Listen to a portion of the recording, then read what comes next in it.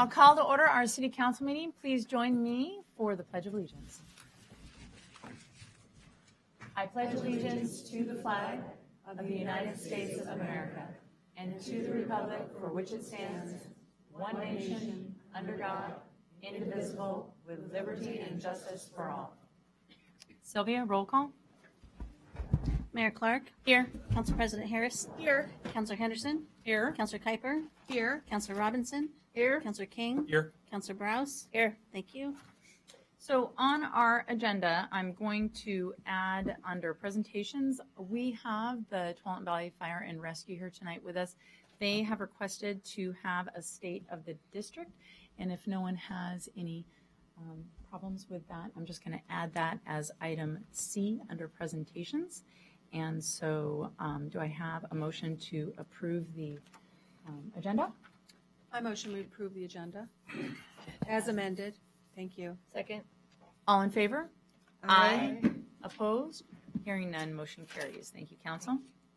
Consent agenda, approval of June 21st, 2016 City Council meeting minutes. Resolution 2016-042, reappointing David Sorensen to the Parks and Recreation Board.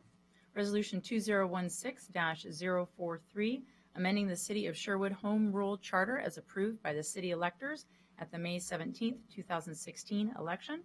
Resolution 2016-044, authorizing the city manager to execute a construction contract for the Sunset Boulevard Sanitary Sewer Project. Do I have a motion to approve consent? I move to approve consent. Second. All in favor? Aye. Aye. Opposed? Hearing none, motion carries. Well, as we can see by our very full room, we are very excited to have recognitions of our academic students here tonight. Thank you all for coming. We are, as a council, going to come up in the front as Sylvia reads our 4.0 students. If you did not RSVP, can you please tell us so that we can pull your name from the stack? We have pulled everyone who RSVP'd name, but if you did not have an RSVP, anyone? Okay, give us your name, please, ma'am. Oh, nice. That's 4.0 grade point humor. So if council will join me in the front, our city manager will give us the roll call of our awesome students in Sherwood. And Mayor, just what we'll do, we usually do this over 2 council meetings. At the next council meeting, everybody, whether they are here in attendance or not, their names will be read. So, and as I always do, I hope I don't mangle too many of the folks' names, and I do apologize ahead of time. But I think the first one is very easy. If James Bush could come up, please.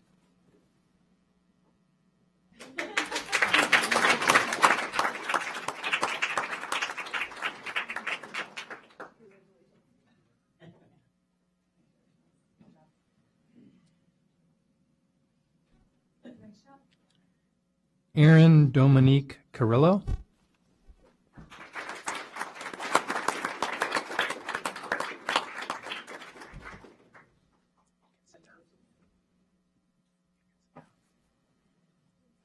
James, you can sit down. Cade DeMeyer.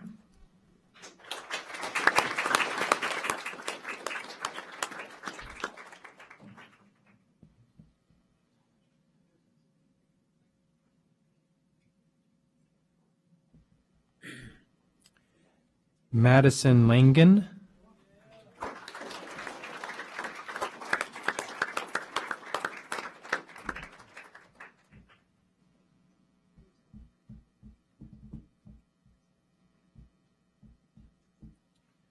Emily Latwesen.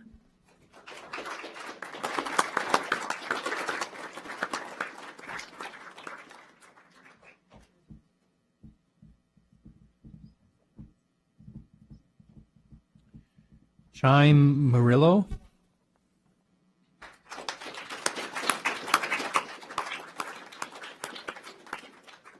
Doesn't look like they are here. Precious Vang.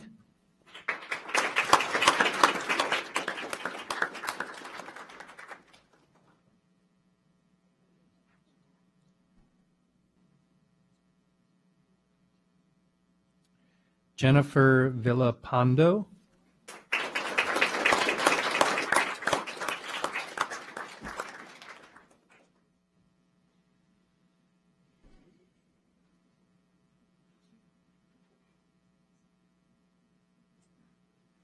Aiden Whitman Rinks.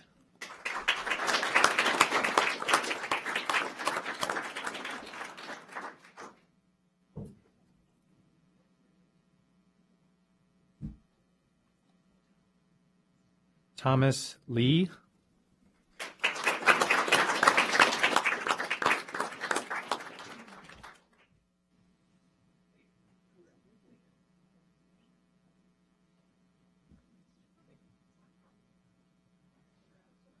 Carrie Nguyen.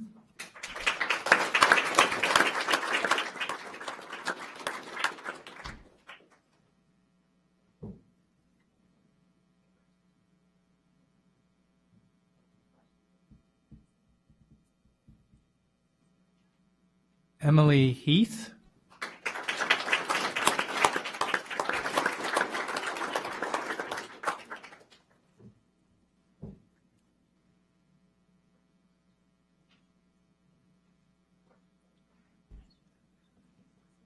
And this last person I'm going to invite up is actually the 2016 graduating class valedictorian at Sherwood High School, and that's Danielle Meservey.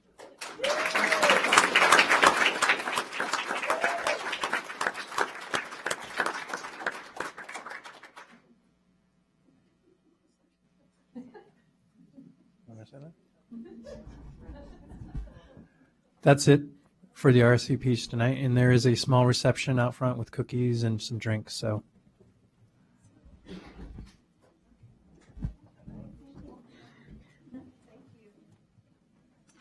I just wanted to thank everyone for coming tonight. It's a huge honor, and we want to thank you for working so hard in our Sherwood schools to get that 4.0.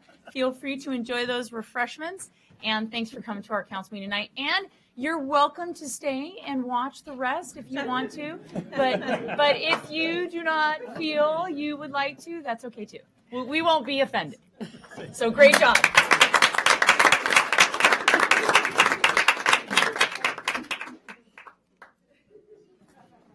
They never take me up on that.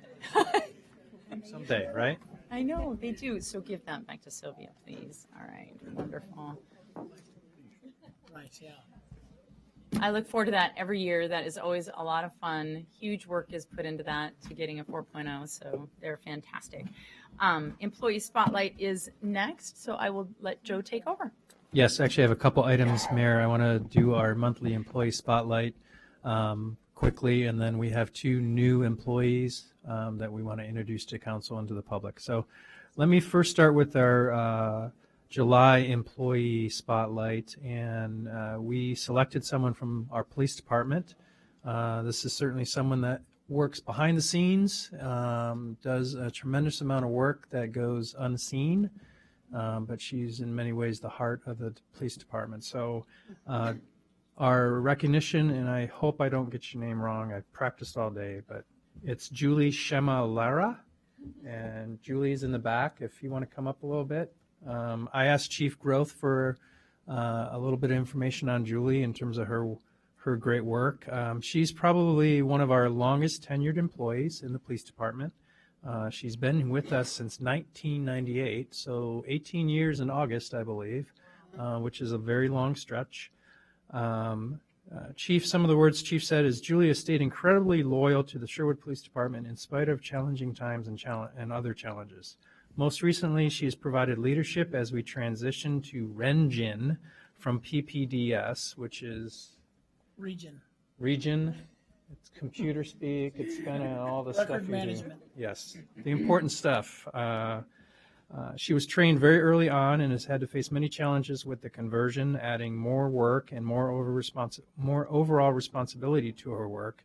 She's tackled all of this very admirably and without complaining.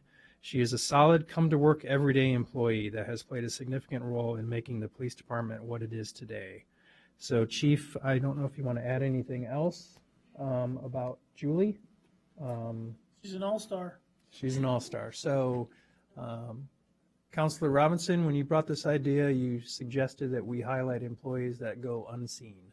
And this is an example, I think, of someone that works every day behind the scenes and makes the police department and works with citizens run very smoothly. So we want to thank you here publicly for all your work over many, many decades, almost 2 decades here in the Sherwood Police Department. So thank you.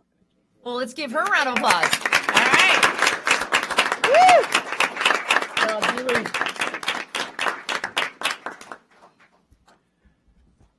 Thank you. So we have 2 new employees that I'm going to have their respective supervisors introduce. I'm going to start with Josh Soper, who has a new person who started in the last few weeks. So Josh? Yes, many of you already know Jennifer Matzinger because she's a longtime resident of Sherwood, but for the benefit of those of you who don't, a little background on her. She is the new legal assistant in the city attorney's office. She started on July 11th. She was born and raised in a small town in southeast Idaho, where her dad served as the magistrate judge. She grew up exploring the town's small courtroom and developed an early interest in government and law. After graduating from high school, she began her legal career and developed a diverse background, having worked in a variety of positions, including office runner, receptionist, legal secretary and assistant, paralegal, and office manager. Eventually, she relocated to Sherwood in 2003, and she worked as a judicial assistant for the state of Oregon before transitioning back into the private sector.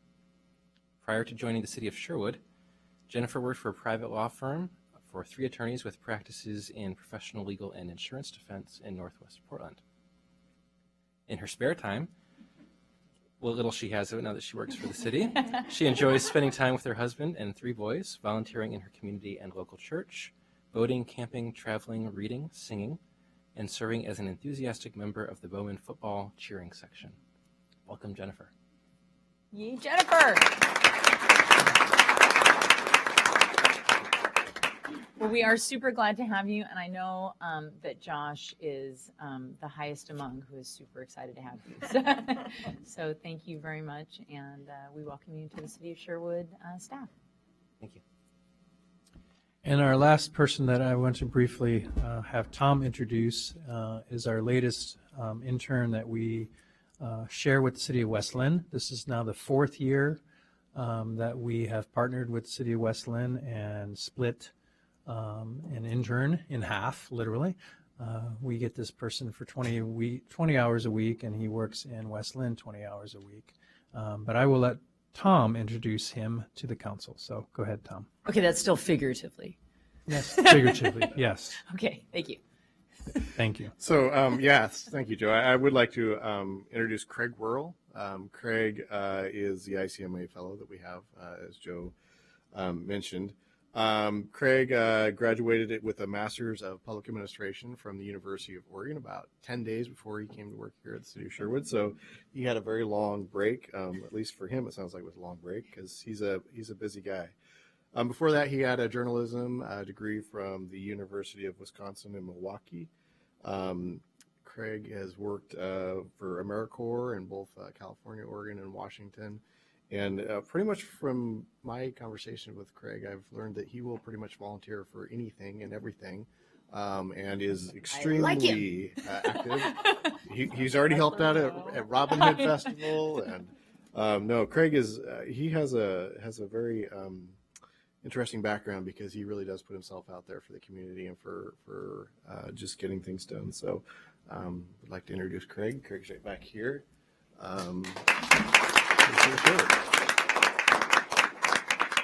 Well, Craig, welcome. We are very excited to have you, even though we have to share. That's okay. We will enjoy the time that we get. Oh, your name's down. Thank you. If you're still around in May, He will not be. I'm sorry. We only have him until January 1st. Right? That's true. It's possible. So that's all I had, Mayor. All Thank right. you. Thank you, Joe. And so we will go to the Chief Dyke with the Tualatin Valley Fire and Rescue State of the District.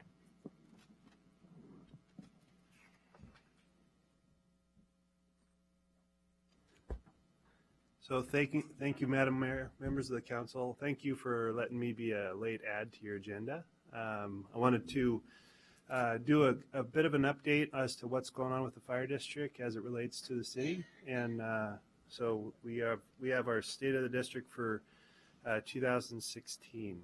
Tonight I want to talk to you a little bit about emergency communications, what is going on when it comes to mobile integrated health and emergency medical services with the fire district and the services that we offer to the city. Some of our recruitment efforts for firefighters, and talk a little bit about regional partnerships. I don't know if they're warming up. Okay. Sherwood incidents for 2015 trended similar to how they have in the past. Typically, we talk about 70% of our incidents being EMS, and that's the trend line for Sherwood. It's trended about the same each and every year. There's another 25% of those calls that are public assistance calls that occur, and then a smaller portion that are actual fires within the city limits, and then some other hazardous materials and hazardous type calls. Being handed out right now is some actual data on the incidents that occurs in Sherwood. Is this showing up on your screens, or are you waiting for that to come on too? Okay. So we do a lot of data gathering as to the incidents that we respond to, because that's instructive for us on how could the incidents be prevented. Is there an education issue that we could share with the community on how to prevent those things from happening? Is there a manufacturer defect that we could address, or a building code issue that we could work with our partners on? So we gather a lot of different data points, and this is, again, Sherwood specific information for last year. But you can see that the city had about 1,300 incidents. The incidents by type, EMS, as I mentioned, was actually 79% were dispatched as emergency medical calls. About 70% of those we found on arrival were actually a medical call. The 9% delta there was some other type of call that we ended up finding was actually occurring. You can see the trend lines. I'm looking at the top center of the page now. The trend line is actually going up in incidents, as is the population of the city is going up. And what we found overall is the incident trend lines match population growth. So as more people move into the city, there's just a greater opportunity for bad things to happen. The upper right corner, you can actually see within the city is a heat map, and the hotter the area, that means there's more incidents that occur in that one specific area. So you can see where within the city, as it relates to the fire station, are the incidents actually occurring. And then we also do a lot of detailed information as far as the hour of the day of the week that incidents happen, and you can see that that the activity for Sherwood is mainly in the afternoon and early evening hours, and then tends to tail off in the middle of the night, which again is not unusual.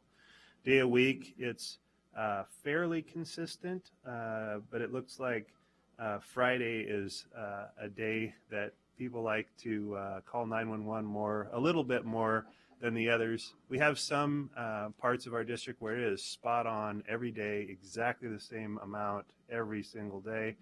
But I think Sherwood takes, it looks like, the weekend off. So that's a good thing. And then you can see also, it's not, TVFNR is a network of 26 fire stations, and not all of the calls are answered by Station 33. So you can see that they answer most of those, about 3/4 of those. And then the King City Station, Tualatin, Tigard, the Ellickson Road Station, and Wilsonville Station actually pick up a little bit of the service area for Sherwood also. So it adds a lot of redundancy and helps us serve the area. I want to just thank you for your support in helping pass the emergency communication bond that was on the recent election. That is huge, not just for TVF&R, but for the Sherwood Police Department. It's how we communicate. It's how, when someone calls 911, how we know someone called 911 and where they are. It's how we communicate between the police department and the fire district. Without it, we couldn't do the work we do. So thank you for the work, your efforts in helping that happen. And we're very excited about the steps that are being taken now to make that election a reality, which will take, frankly, several years to occur just because it's such a massive project. Wanted to talk to you a little bit about just we're involved not just in responding to 911 emergencies, but actually trying to prevent emergencies from happening when it comes to emergency medical. We actually have several partnerships occurring with providers in the area, like Legacy Meridian Park, where we go out in our single-person SUVs and visit folks that have a likelihood of having a medical emergency and having to call 911. We work with the healthcare facilities on identifying these patients and actually go proactively to their homes and help them better understand their healthcare issues and how they can be more successful when it comes to that. And we're actually seeing some great successes in this. In fact, a recently discharged patient from Legacy that may be categorized as having a high incidence of readmission and having to call 911 to get there. When we interact with them, what was about a 40 to 45% chance of being readmitted drops to about 5%. So it's significant, and when it comes to the total cost of health care, not just locally but in this country, we believe it's steps like this that help a little bit in reducing the overall cost of health care, which we all share when it comes to the price of insurance and other things, depending whether you're an employer or an employee. So that's just one of the ways, and the nice thing about this is Legacy pays for it. So they help fund the operation so that it's not borne by the tax dollars that we collect, but actually by the revenue that they give us to provide this service in the community. We're seeing some great successes also, again, because of our partnership with the police department. The fact they respond, we co-respond to cardiac arrests in the area, but the fact that our community embraces Pulse Point, that smartphone app that we spoke to you about, the fact that the high school kids now learn CPR in the schools prior to graduation. We're actually seeing some significant trends to the positive in people surviving cardiac arrest. It occurs 1,000 times every day in America. Someone dies of a sudden cardiac arrest event. And fortunately, because of all the things I described and more, we're actually seeing the survivability rates go up dramatically, and Sherwood and Tualatin Valley Fire and Rescue exceed the national average when it comes to the likelihood that someone would survive a cardiac arrest. And it's, again, due to some great work by a lot of great people and partnerships. Wanted to let you know that we're deploying some new apparatus that you're going to see cruising around the fire district. This is one. It's called the Tillard Aerial. There's actually, in the very back of that vehicle, there's another person driving. And it's actually, to use a very technical fire department term, it's a cool truck. It packs a lot of equipment. It's got a aerial ladder that we use on some of the larger buildings or the multi-story buildings across the district. But you'll see some of these cruising around the district, and don't be alarmed. They're highly trained. But if you see it going down the road a little sideways, it's supposed to do that. So that's coming out. Also wanted just to let you know we're recruiting new firefighters. I wish we could have called these 4.0 students, because that's exactly who we're looking for. I wanted to just, their application, so. Yeah, I want to show you real quick. This is a really fast little ad.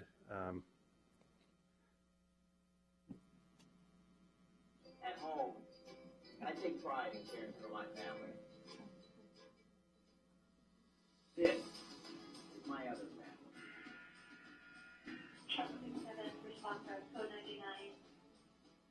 Being a firefighter is more than just a career, it's a way of life. You get to help people when they need it the most. If you want dynamic and rewarding work, join our team at Tualatin Valley fire and rescue.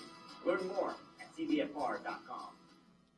So those ads you'll start to see on, I believe, KGW, and we're in the process of just hiring a lot of different firefighters, both because of the local option levy that thank you for your support, and the fact that we have some firefighters that are just nearing the end of their career and turning over. And when we do that, we'd really like to hire people from the community.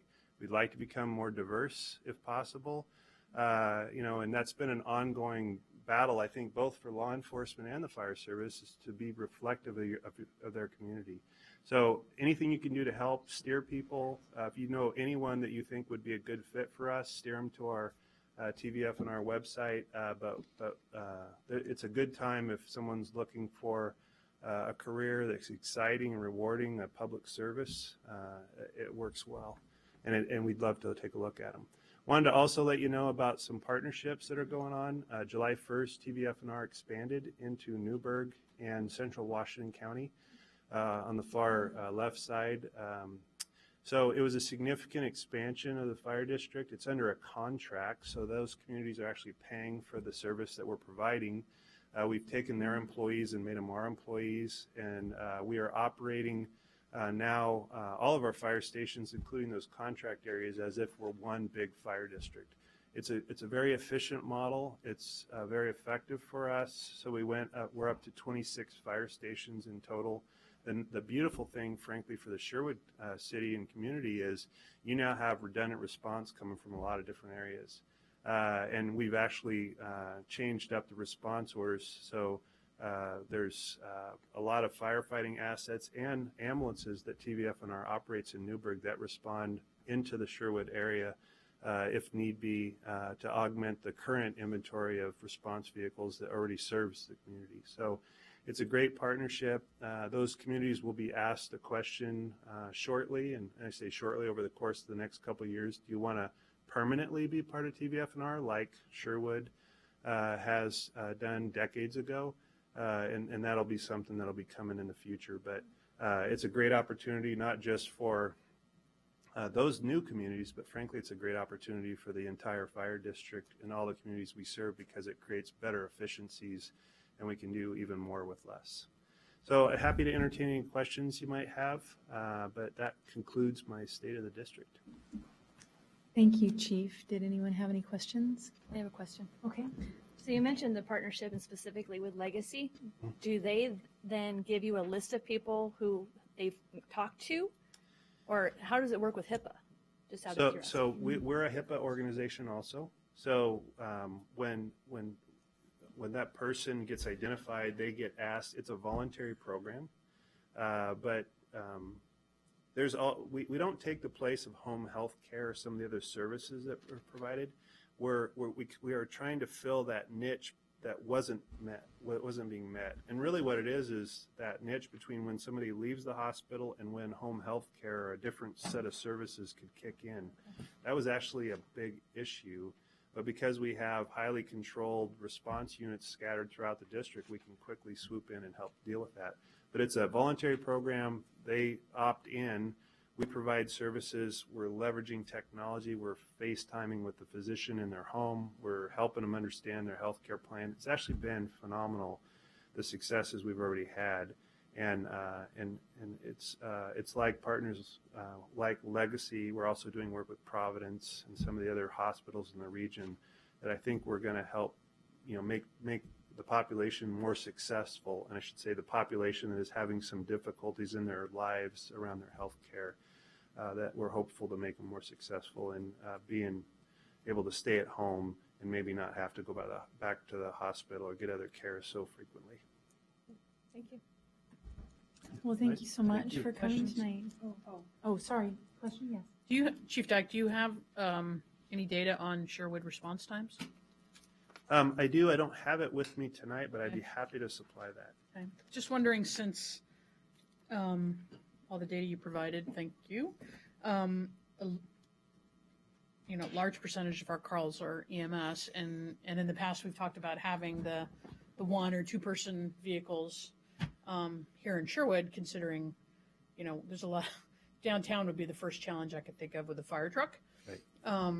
Is that a possibility in the future for Sherwood? Instead of always sending out, a fire truck, you send out your paramedics, and in cases where obviously EMS is medical. I would say it's very possible, especially given some of the other work we're doing around the area. Actually, we're currently doing some data analysis on response reliability and our ability to cover Sherwood, and the areas around Sherwood with the assets that we have at the stations in Sherwood and around Sherwood. And could we, because Sherwood has a couple of apparatus bays, could we actually add another vehicle to that station to augment the system? Staff isn't at the point yet where they're ready to actually even make a recommendation to myself. But I could definitely share with you where we're at from a response time standpoint. And I believe it's good, but I would want to actually run that data, and I can bring it back to the council for you to see how things are going. Thank you. Thank you. Thanks a lot for coming. Thanks. Appreciate it. Citizen comments for items not on the agenda?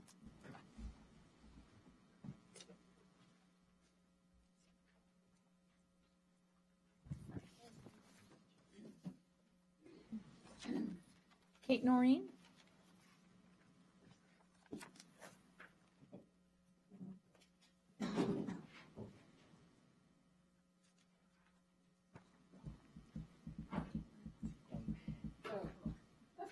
Sorry about that.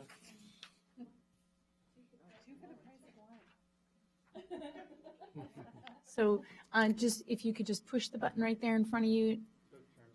There you go. And state your name and your address, and go ahead. Yes, thank you. Good evening, Mayor Clark and City Councilors. I'm Kate Noreen, owner of Mud Puddles, and I'm here on behalf of the Sherwood Chamber of Commerce. I'm also with Allison Bertolato, owner of It's All Arranged and past president of the Sherwood Chamber.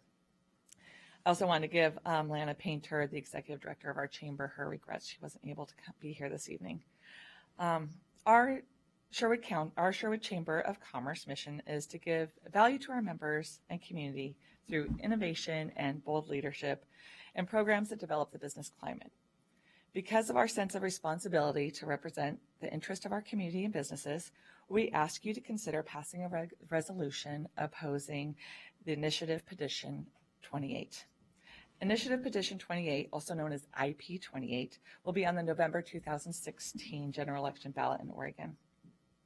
IP 28 proposes a 2.5% tax on Oregon sales, not the profits, of businesses organized as C Corps that generate $25 million or more in sales.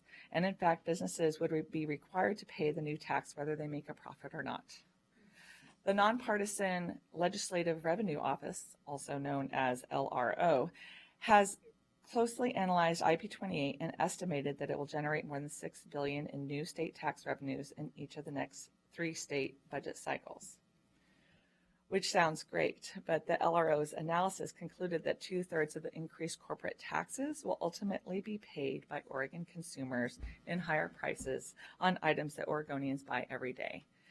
This includes food, medicine, gas, utilities, phones, and medical care.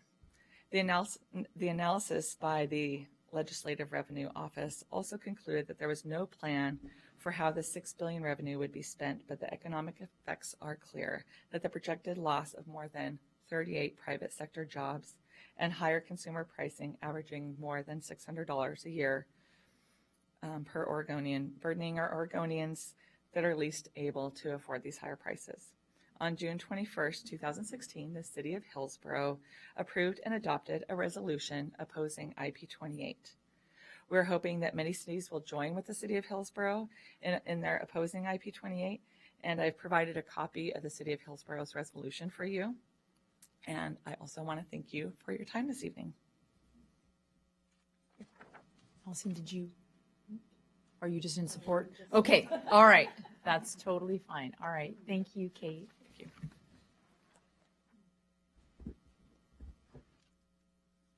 Kurt Christensen, you filled out 3 forms. I'm giving you 4 minutes for all 3. So That you get 4 minutes. You can cover as many topics as you wish, as long as they're not on the agenda. So would you like 4 minutes? Then come on up. Did you put what they were for? Yeah.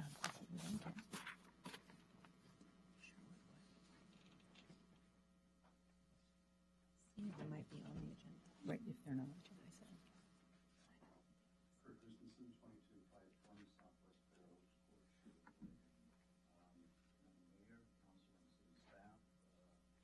I'm asking the council, the city manager, and the planning department, and the city police department to take a deliberate look at the safety issues presented by our walking and biking residents at all city streets and corners, especially in areas of high traffic, schools, parks, and churches.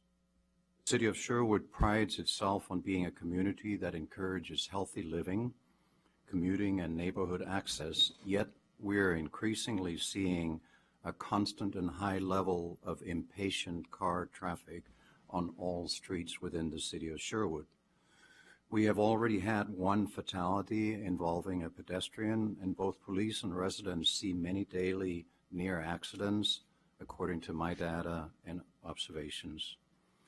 I think we ought to do methodical and long-term planning with traffic surveys all over the city, taking local neighborhood surveys, inviting the police to identify problematic corners, and then looking at a systematic and uniform placement of simple solar-powered blinking crossing lights and street markings for any and all street crossings within the city of Sherwood. The excellent installation on Murdoch Street is working very well, but simpler and less costly versions are already in place in front of the city of Hillsborough's Glencoe High School that I pass every day when I go to school. If we approach this challenge with a certain amount of urgency and deliberation, I believe we can have a truly safe city for pedestrians and bicyclists within the next 2 budget cycles. I want all mothers and fathers to be able to trust their children walking and biking safely to school, friends, and neighborhoods 100%. The current crossing system is not safe because drivers of vehicles do not uniformly stop when someone is crossing or is waiting to cross, in my opinion. Briefly, I would like to ask the city manager to consider including notices of the school board meetings in the city Sherwood Archer.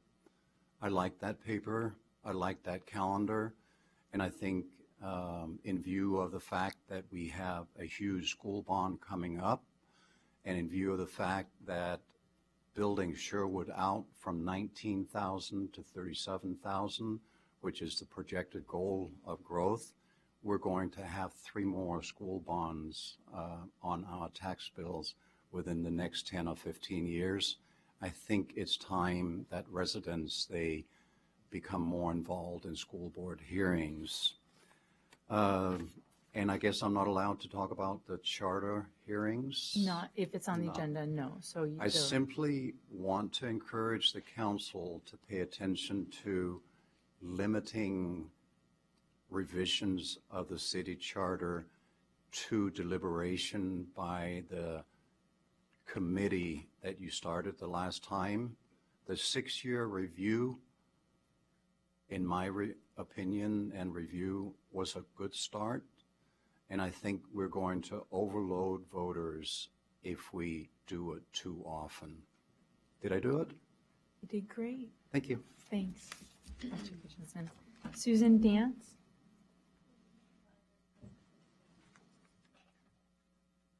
And Sandy Walls? You want to come together? Okay, great. Super. Interest of time. Fantastic. Fantastic. Welcome. Very quick. Well, who's speaking first? I'll go first. Okay.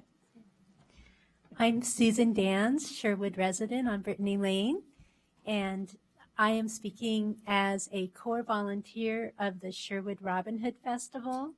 And I would just like to thank the mayor, the council, the city, the Sherwood Police Department, Sherwood Public Works, all of the citizens, all of the nonprofits, everyone who came out to help with and also enjoy our recent Robin Hood Festival last weekend, which was our 63rd annual event. I don't think I've ever seen more people in the family area or consistently at the festival, including many from outside the area and many families enjoying into the night. And I know many of you here were volunteers at the festival or at work at the festival in different ways. So that is a sincere thank you as a core volunteer. And now I'd like to introduce Sandy Wallace to talk about the archery. Right. Well, do I need to speak into this thing also? Yes. It's pretty loud. So then the microphone will pick it up for the people watching. Okay. Well, for those of you that don't know me, I'm Sandy Wallace, and I have been Sherwood, Oregon resident, P.O. Box 281, up on Mountain Hill. I have been archery chair for the Sherwood Robin Hood Festival Association for a total of 42 years, 42 times. Since 1975, I think I did my 42nd one. Somebody can do the math. Anyway, I wanted to come and just formally inform the council and the citizens of the outcome of our archery tournament this weekend. It was the 60th anniversary of the match. It started in 1956 when the challenge was sent to Nottingham by the Robin Hood Festival Association and was accepted, and it's gone on ever since. So it started with recruit boat only. It was an 8-member team. The top 8 scores were added for a team score, and the trophy is a silver bowl. Tiffany silver bowl, valued at quite a lot, over $8,000 or more. Keep it under taps.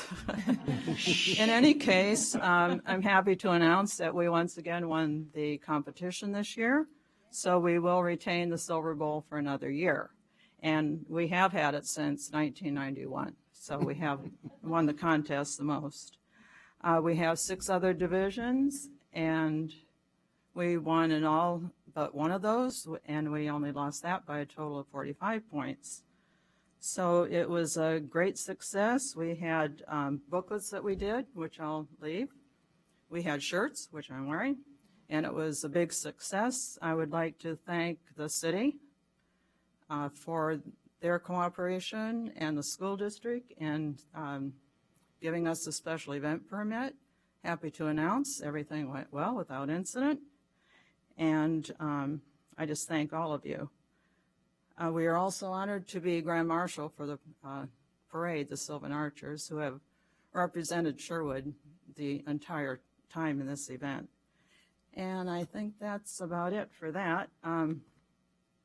Also, for those of you that didn't see the parade, the city / Robin Hood Festival float, that was a mini float that was in the Grand Floral Parade, got revamped thanks to Michelle getting flowers, or Michelle and I went and picked them out, and she did a great job. And I think everyone was delighted with it. So that's about it. Any questions? No? Question. Okay. I have Well, one thank you. question.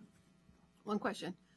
I think this year the archery was at Laurel Ridge Middle School. Is that right? It was at Edie Ridge Elementary soccer Okay. field. I thought that it had changed location, but I was wrong. No. It initially was held at Hopkins for years, then we had to move along because of festival activities to the high school and then up to the Elks and now to Edie Ridge. And does that location work for you well? It's worked well. Oh, good. Mm-hmm. Okay. Yes. Thank you. May I add one thank you? I want to add a special thank you to our City Council liaison, Jennifer Kuiper.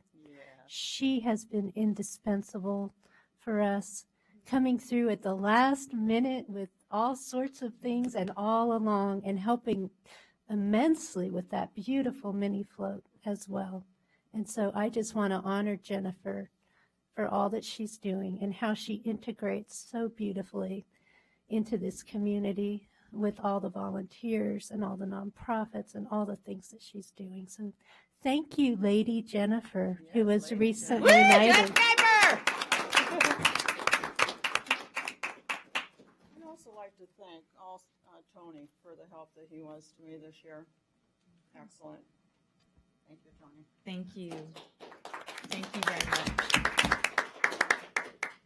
All right, new business, Resolution 2016-045, adopting criteria to be used in the annual performance evaluation of the city attorney. Tom Pesmere. Wow, that was quick. Yeah, sorry, No, you're I'm done. You're done. Can't be that fast, but I will try to be fairly brief. We kind of talked about this conversation before. We had a work session on June 7th to talk about what type of criteria council would like to see for the city attorney's evaluation.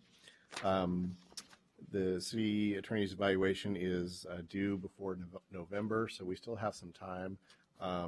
What I did was I took the comments that I heard from the work session and put those together in what you see as Exhibit A to the legislation that's put before you.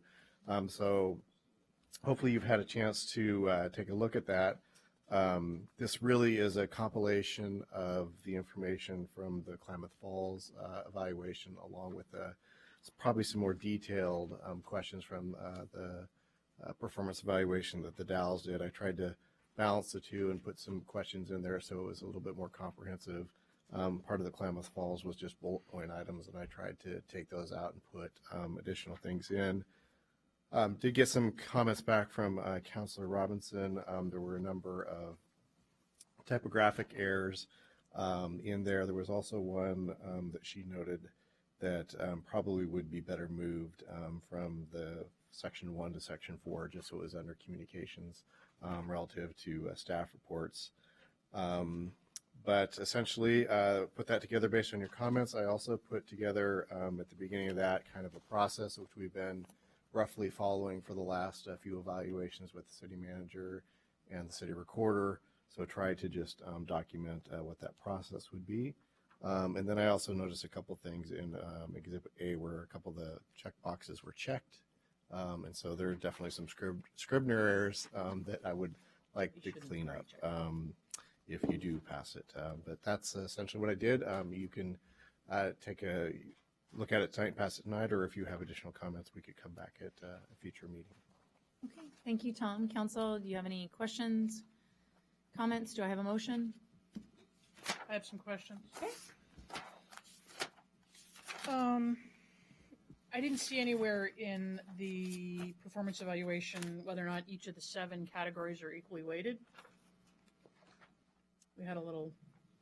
So essentially, what we've on Joe's review. So. Yeah, essentially what we've done in the past is we have weighted each section. So there's been information in the final report that usually gets put to council for adoption that for each section, and those items are averaged, and then there's an overall average. So I think it's probably the total number of questions would be average for the overall average. If that's what your question is, it wouldn't be per category or per section here per se. So in section 4, which would be page 39 of our packet, you have a summary rating. Is that just a subjective rating that a counselor would check? So you're talking about the process item number 4, is that correct? Yeah, on the last page of, well, you have, I guess, at the top of page 39, you have achievements relative to, I guess that should be 1, right? Roman numeral 1. And then you have 2, 3, 4, and 5. Mm-hmm. That's correct. So I'm talking about 4. The overall performance rating. Yeah, so this was taken directly from what the city manager's evaluation document shows. So essentially, this would, you're right, just be a summary rating based on a 1 through 4, which is identified earlier as what the rating scale definition is. So, go back to my question, is this a subjective answer? Because I'm trying to understand the purpose of that section. the other 4 sections clearly obvious, but if you're going to statistically support the review, and jump in here anytime, Josh, then I guess I don't understand the point of that section. You're just choosing a subjective, category. So to jump in, I guess, Yeah, as sure. I've been invited to do, I don't have a strong preference either way. I do recall last time when we were doing the city manager evaluation that the concern was raised that this kind of summary question at the end was not consistent with the individual rankings throughout. And so my intention for the next city manager evaluation would be that would be a calculated average based on what we ended up doing. I'll kind of change that on the floor. So that's my plan for the city manager one based on the city council feedback. But in terms of how you're going to evaluate me, whatever your preference is fine. I don't care between those two. Well, I guess I would say it does seem somewhat redundant and not necessary. So if you wanted to eliminate section 4, that would make sense, and it would just be a summary rating of the other questions. Yeah, we should do the same thing. Yeah, I think we should do the same thing as we do with the city manager. That makes more sense. Eliminate that. So strike 4 and Yeah. make 5 4. Future goals and objectives. Yes. Correct. Okay, that was my first question. You would bring up the other one. And then the other, in light of what we just talked about, which is sometimes confusion and concern about subjectiveness under process, which I do appreciate, Tom, sort of outlining it. Number 4, I have a concern about only the mayor and the council president will tabulate and summarize the results of the evaluation form submitted and create a compiled evaluation. So when we did Joe's review, we had some trouble with the SurveyMonkey. Actually, when somebody had listed no opinion or no comment, it was actually factoring that in. So I appreciate the mayor and council president can elect to have human resources department to complete this task, but in all honesty, I think that is the role of human resources, to collect that type of information and make sure that the product is working correctly, because we don't log on to the city server and verify how tools are being used or not used. And so my concern is we haven't done that in the past. If Klamath Falls wanted to do that, that's fine, but I just have concerns about only 2 people summarizing the reviews of 7. Well, let me just kind of outline why I did it that way and why I think the legislation is put together that way. The city attorney or the city manager works directly for city council. And at some point in time, the council has an employee that they need to deal with. And there could be certain situations where the council does not want human resources or another group involved in that because they want to have direct conversations with their employers or something else. So this actually is language from Klamath Falls, but it also is reflective of what the resolution for the city has been in the past, which is this process will be run by city council unless they elect to have someone else do the work for them. So I guess I put it in there specifically because if you want to just assign this to human resources and feel comfortable with that, that's fine, but that's your choice. And I want to make sure that we're respecting the lines of communication, that this is your employee, and the council, if they want to have that direct relationship in the evaluation process, should be respected. Well, and it's interesting, Councilor Henderson, that you asked that question, because I asked Tom the exact same question when I read this. I went into his office and I asked, did I not? You did. Asked him the exact same question. I was like, why is it listed like that? And with his, because I had the same feeling, like, why isn't it just going to human resources? But with your response, I think that this allows flexibility should we as a council want to have a discussion with our employee and not have the human resources involved at that point. So And I understand, why you put it in there now. So I don't have heartburn with it now. Yeah. And so in that situation, then who is for example, when we meet in executive session, if we venture off topic, Josh will correct us. If we venture into if we're in executive session and we venture into a topic that's not covered by executive privilege, in that situation, who advocates for keeping the council legal?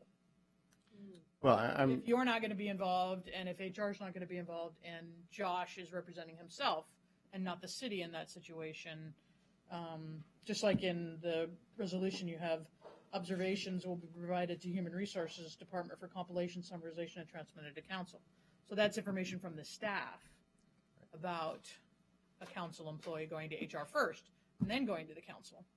Well, any executive session is run by city council, and you can invite whomever you want. You could invite outside legal counsel if you felt that was appropriate. You could have the city manager there. You could have Human Resources there, or you could have nobody there if you chose. Obviously, you need to follow the rules of recording and documenting things, but I wouldn't want to presuppose what city council or future city council might want to do relative to executive sessions. Those are your time to consider the things, as long as you're staying inside the ORSs, but it's always good to have someone there to make sure that you're not getting into compensation type conversations or something like that, because that would certainly be something that you wouldn't be talking about in an executive session. That would be something that needed to happen in a work session. So who typically would be the advocate of Josh in this case as the city attorney? Well, certainly when Josh is there, he will probably advocate for himself. Right. Otherwise, I think there isn't an advocate. It's your process, and you just need to make sure you follow the rules. So. Any other questions? Yeah. Did you have a question, Amy? No, just Oh, okay. processing. Okay. Sorry. Okay. So if there aren't any further questions, you might want to just consider amending the resolution before you for Scrivener errors and removing item number 4, summary rating, from Exhibit A.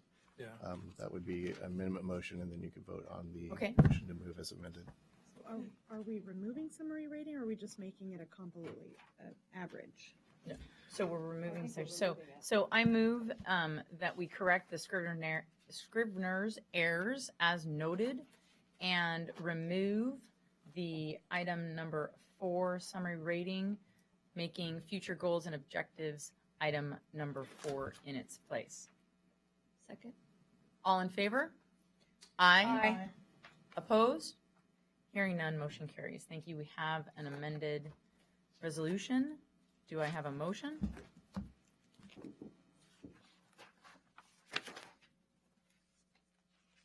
I'll move we adopt resolution 2016-045 as amended. Second. All in favor? Aye. Opposed? Hearing none, motion carries. Thank you, council. Resolution 2016-046, approving ballot title and explanatory statement and submitting to the voters a proposed charter amendment regarding ordinance adoption. Josh?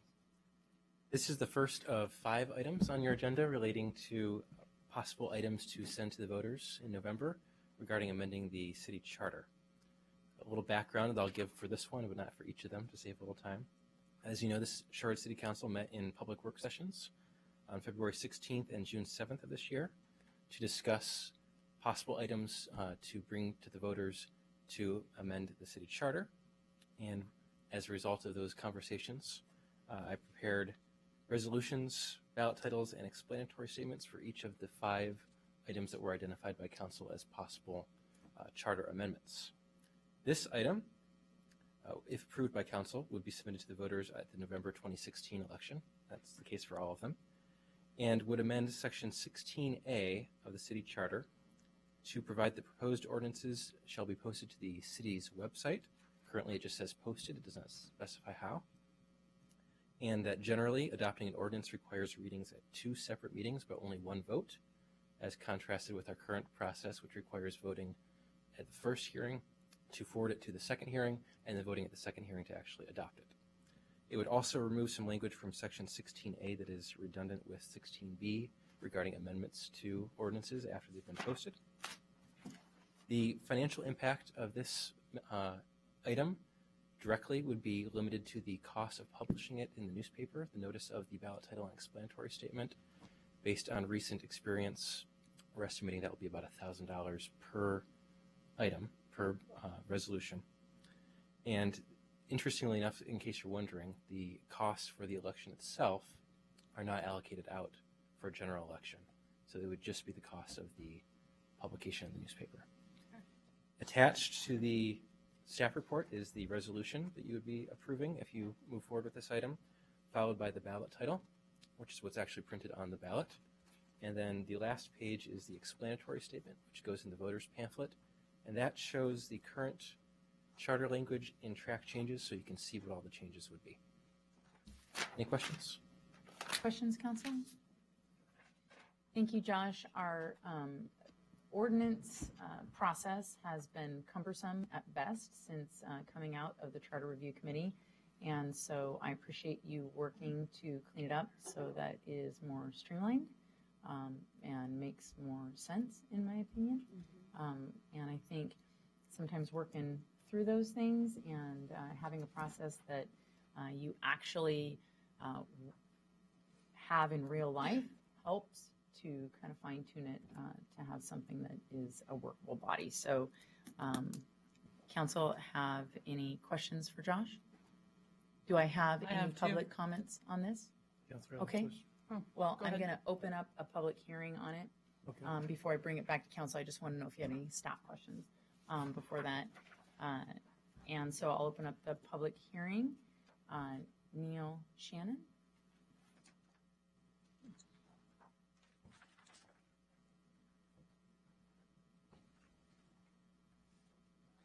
Thank you, Honorable Mayor. I actually have some summaries that will address all five. I'll take what time I have at this opportunity and then continue on at other resolutions. Before I directly address this proposal, I'd like to take a moment to outline some of the history of the City of Sherwood's charter. Less than 3 years ago, the City Council formed an ad hoc committee consisting of members of the boards and commissions of the City of Sherwood and Sherwood citizens to review the charter. I'm very familiar with that committee, as I was vice chairman of that committee. I know that many of you are also familiar with the committee. Councilor Keipner, you were a citizen representative on that committee.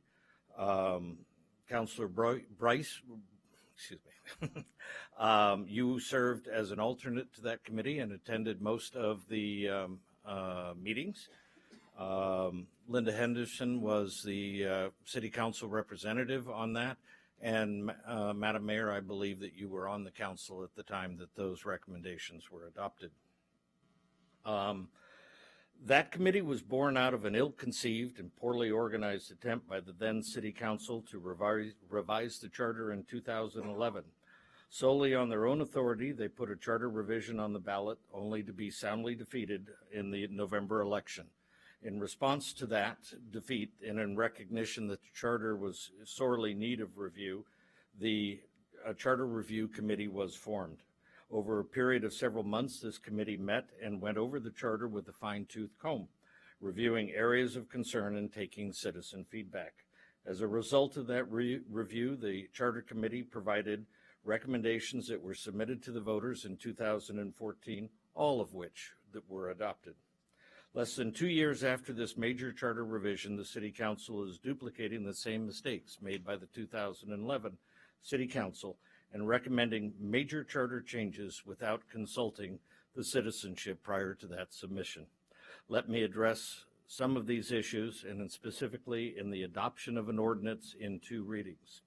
This charter change was suggested by the Charter Review Committee and accepted by 65% of the electorate.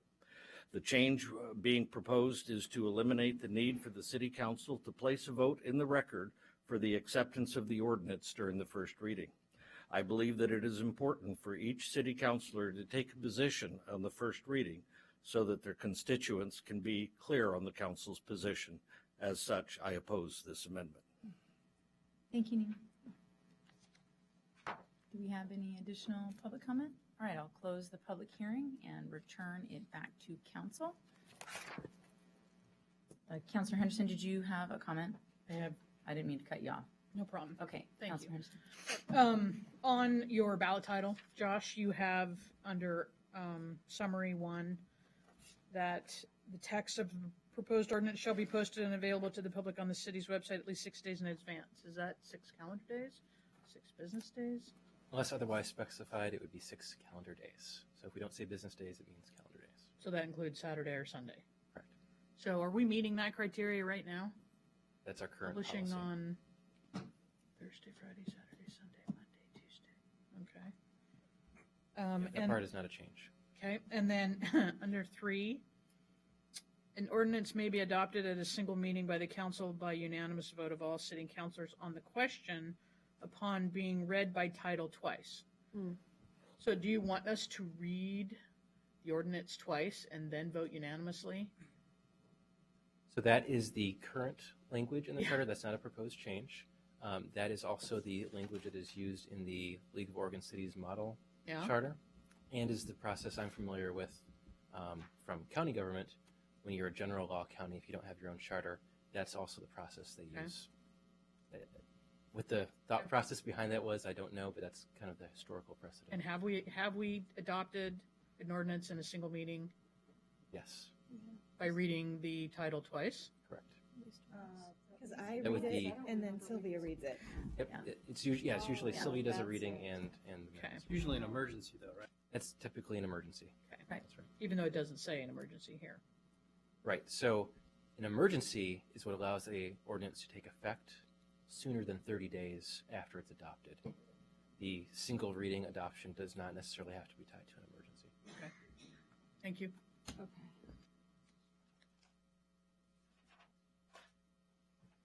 Any other questions?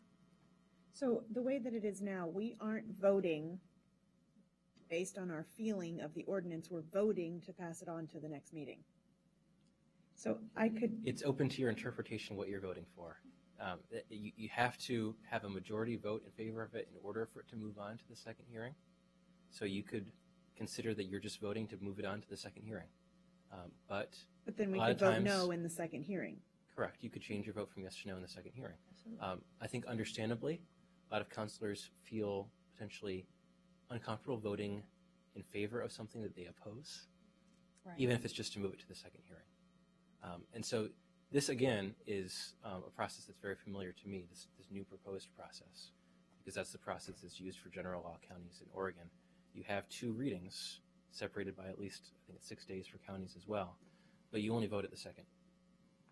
So if we all feel like voting no, we don't want to pass something, we can all vote no, but then it doesn't get the second hearing and the community doesn't get a second chance to have input in general. We can just shut it down.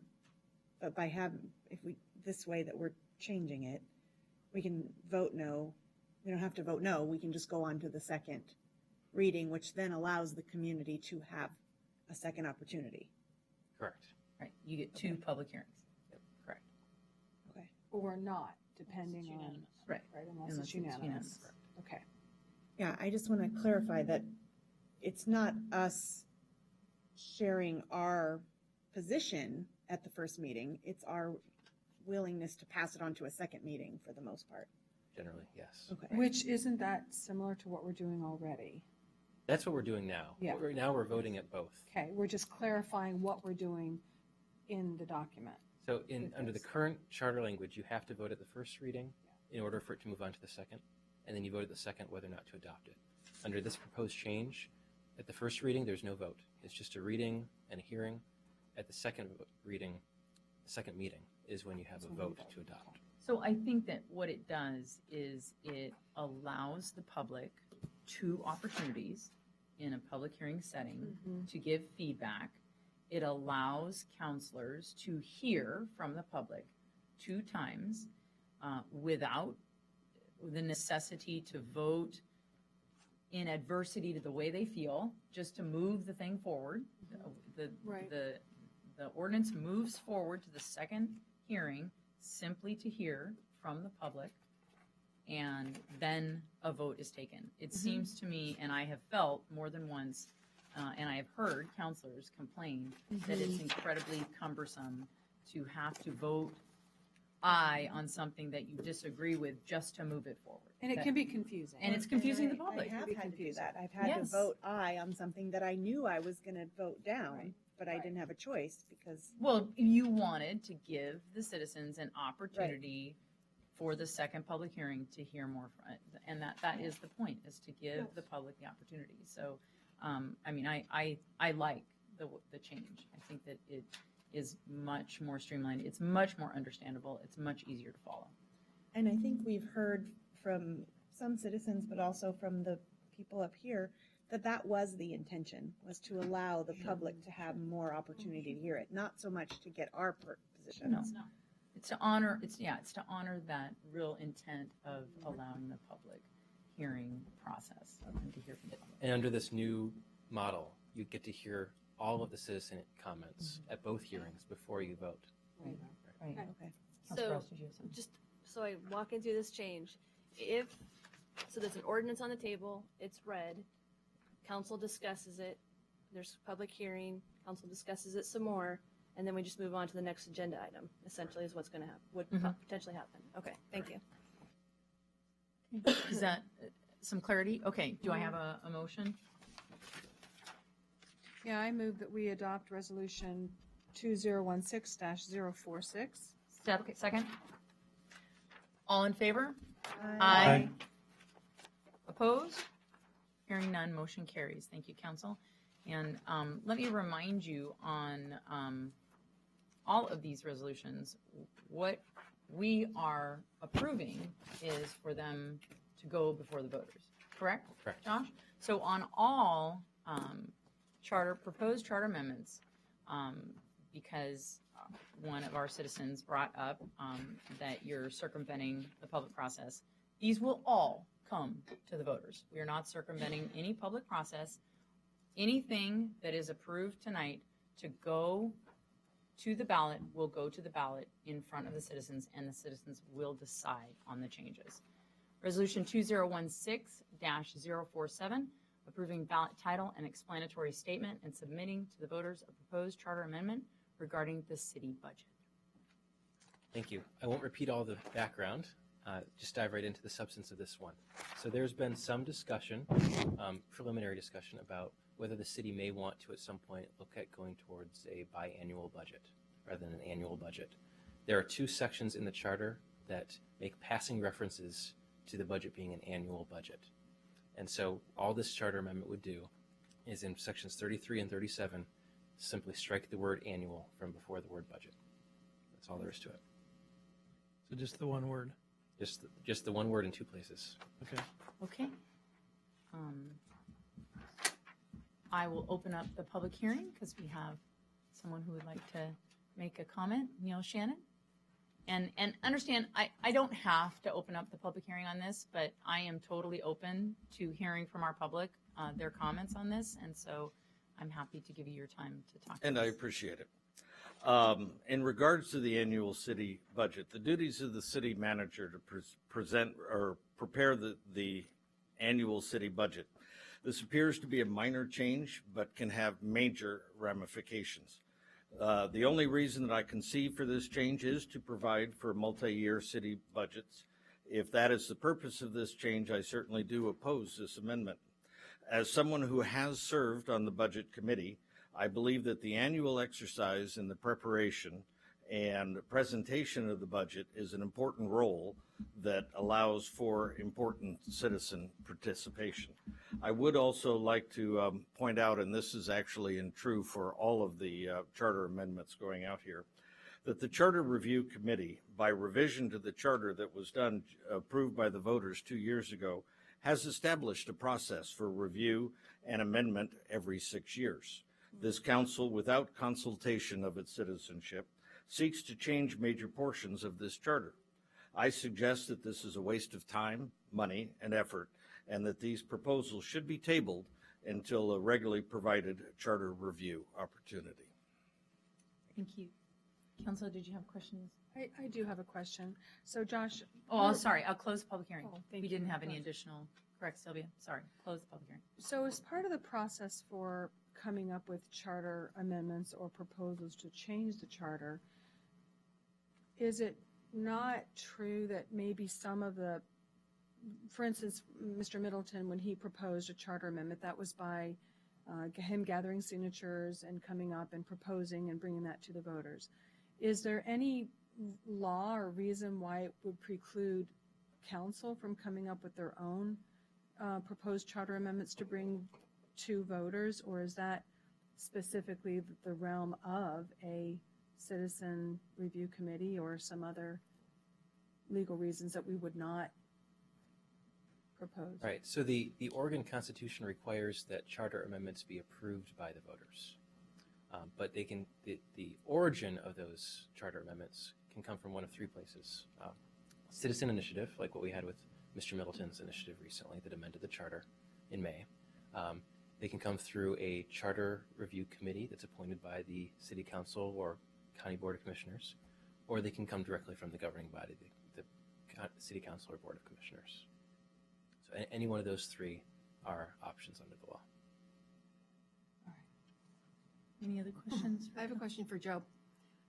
When we were talking about these amendments, we were doing our discussion around the possibility that we do a biennial budget. And I thought you told us how many other cities do the budget every 2 years. Do you remember? I don't remember the exact number, but I know it's certainly, I wouldn't say a major trend, but cities are certainly looking at this more. Like Oswego is on a biennium. Westland, I believe, is on a biennium. Milwaukee is on a biennium. So I'm seeing more cities go to a 2-year budget process. We've had preliminary conversations. Well, why are cities doing that? What are the pros? What are the cons? That question has kind of been put on hold with our current finance director being an interim. We've delayed that discussion, but we've talked to the council about at some point in the near future, we'd like to have that conversation to consider that, because it seems to be a trend. The state's on a 2-year budget. We have capital projects that extend over 2 years. That's one of the advantages instead of moving money around and trying to predict what's going to happen in a 12-month period. So I think from a staff position as the city manager, I'm intrigued by the possibility. I don't really have a decision or a recommendation, but I'm seeing my peers do this, and it's worked in other communities. And I think as we were looking at charter amendments, this was one that we caught, like, oh, the charter actually refers to it on an annual basis. So why don't, if we're going to put more on some charter amendments on the ballot, why don't we fix this ahead of time so we don't have this issue after the fact where we'd have to go to the voters for this one issue because a future council at the recommendation of the city manager says we should do a 2-year budget versus a 1-year budget. Councilor Kuiper. And if we were to consider a resolution for a 2-year budget, that would go to the voters because it would involve charter. Not go to our budget. This is it going to voters. All right. So. But we would do that through a public process. Okay. And what about in a 2-year, in your experience for a 2-year budget, does that involve public input at the, just to speak to, Mr. Shannon's comment about public involvement, how would the public be involved in? Well, the adoption of the 2-year budget would go through the same process with the budget committee and everything else. Okay. To adjust that budget mid-year in this case, or a year in the 2 years would be a supplemental, which is also a public hearing and a public process. We could develop language at that point that the budget committee is now part of that process rather than just the council. So I think there are ways of doing this if we go this route, if the council wants to have the same level of public involvement that is involved now. I think that's procedurally down the road. This is just a simple, I think, taking a piece that's in the current charter that could be an obstacle in terms of implementing a biennium budget down the road. And so how we do that 2-year budget and how much public involvement is a great question. That's really not impacted by removing this from the charter, in my opinion. All right, thank you. And so the way that this is written, it allows flexibility. It does not make the decision that we will be on a biannual Correct. Right. process. Yes, It simply correct. gives the flexibility Yep. so that should we want to consider it, then we would go through the public process of considering going to a biannual as opposed to an annual. And in some sense, asking the voters now to remove this, you're going to get a sense from the public Right. whether there's significant heartburn about that. Mhm. Whereas if you go through a whole public process to change to a 2-year budget and then are like, okay, we went through this whole process, we're going to approve it, and then you ask the voters and the voters say no, that whole process is kind of a waste. So in a sense, you're going to get a level of comfort in the community, whether the community with not a lot of information per se is supportive of going to a 2-year budget or not. Okay. So I think this is being proactive rather than waiting and discovering, oh, after the fact, we have to ask the voters before we adopt a 2-year budget. And And there it are- was really caught because we were looking at the charter for these other things and we're like, oh, we didn't really realize it said annual in there. So And one other reason to do it now in terms of public participation is you're going to get the highest voter turnout at this November election. Yeah. Or you're Right. going to get at least for the next 4 years. There's an opportunity here. That's one of the main things I think that is really before us, is that we have an opportunity to really hear from a large portion of our population in this next election that may or may not come around again. There's a lot of interest at a national level, and so we'll really get to hear from our public, and this is a good opportunity to put those things in front of them. I have a question. Should we decide to accept this and put it before the voters, and should the voters approve, then at that point, there would, I just want to make sure that there's this clarification piece, there would be a public process before any change in our budget process changed. correct. Okay, and so my second question is, there are costs associated with having an annual budget process to the city. Correct. Okay, and so do you have any kind of an estimation of what those costs are? Not, I wouldn't be Okay, comfortable giving an estimate so at this one point. of the things that would be talked about during that process, should this be approved by our voters, is this could possibly be a cost-saving measure. Correct. Okay, all right. Any other questions to staff? Do I have a motion? I have a question. Oh, okay, go. Under what parameter, if you go to a biennium and you have to do amended budgets, what are your budget limitations? Since we don't know the pros and cons of going to a biennium for a municipality of our size, I'm just thinking, if in the future, since tax receipts, just like Chief Dyke said, there's always a lag in knowing what you're going to get, and if you're halfway through year 2 and you need to do a supplemental, I just don't know what the statutes I think it would allow. be, again, I haven't looked at it specifically, but it would be the same rules you operate now. It's basically a percentage. If you have to, move money around to a certain level, that triggers a supplemental, Mhm. which is a more public process and has to go to council. The same rules would apply. You just have a longer time frame. You'd probably be doing more supplementals, is what I've been told by people that do 2 years. You only have to do the budget process once instead of twice over a 2-year, and expect to do more supplementals, which is a very public process, and the supplemental budget process is dictated by Oregon budget law. And would supplemental budgets go to the budget committee first? That's, again, process-wise, right now, supplemental budgets only go to council. Right now. So you Aware of could, again, this is a procedural thing, you could say, look, it's very important that the budget committee weighs in on supplementals of a certain magnitude, and you can convene the budget committee prior to that. You could do that and put that step in there. But again, we're talking in how do you implement a 2-year budget, and that's not really what Right, that's we're not trying That to would be achieve with something that would be talked about Yeah. after this is submitted. So this particular ordinance does not necessarily mean we're going to a 2-year budget. Correct. The processes would be put in place, explained before that took place. Correct. Any other questions? Do I have a motion? I move that we adopt resolution 2016-047. Second? All in favor? Aye. Aye. Opposed? Nay. Motion carries. Resolution 2016-048, approving ballot title and explanatory statement and submitting to the voters a proposed charter amendment regarding the city recorder reporting structure. Josh? Thank you. This is another textually simple change.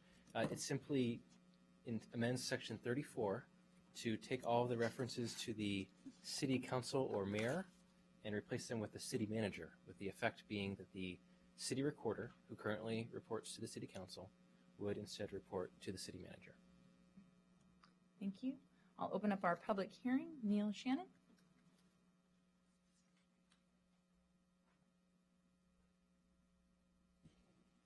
Thank you again, Mayor.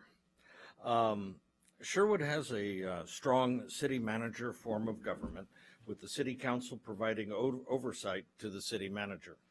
Only the city recorder and the city attorney are outside of the city manager's purview.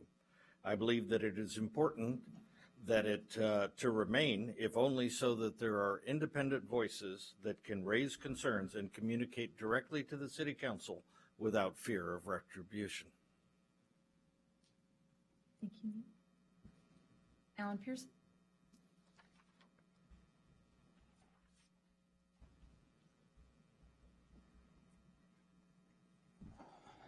Madam Mayor, councilors, my family informs me that when I do things like this, I start falling back into professor mode, so I'm going to try not to. Unfortunately, I'm going to. I'm going to say something to you that you already know, but this is mainly designed to educate the viewers. Sherwood's governmental structure is a council manager form of government with strict separation of function. The council's duties are legislative, policy making. The city manager's duties are administrative, carrying out those policies, not permitted to make, nor his staff permitted to make policy on their own. Structurally and philosophically, you are not equipped to be administrators. You're not supposed to be. The city recorder's functions are, by and large, completely administrative. Logically, it therefore would be that the city manager should be supervising an administrative function. That's his job. In this case, the city manager happens to be a male. So I use the word his because the current one is, but a future city manager could be a she, so I apologize.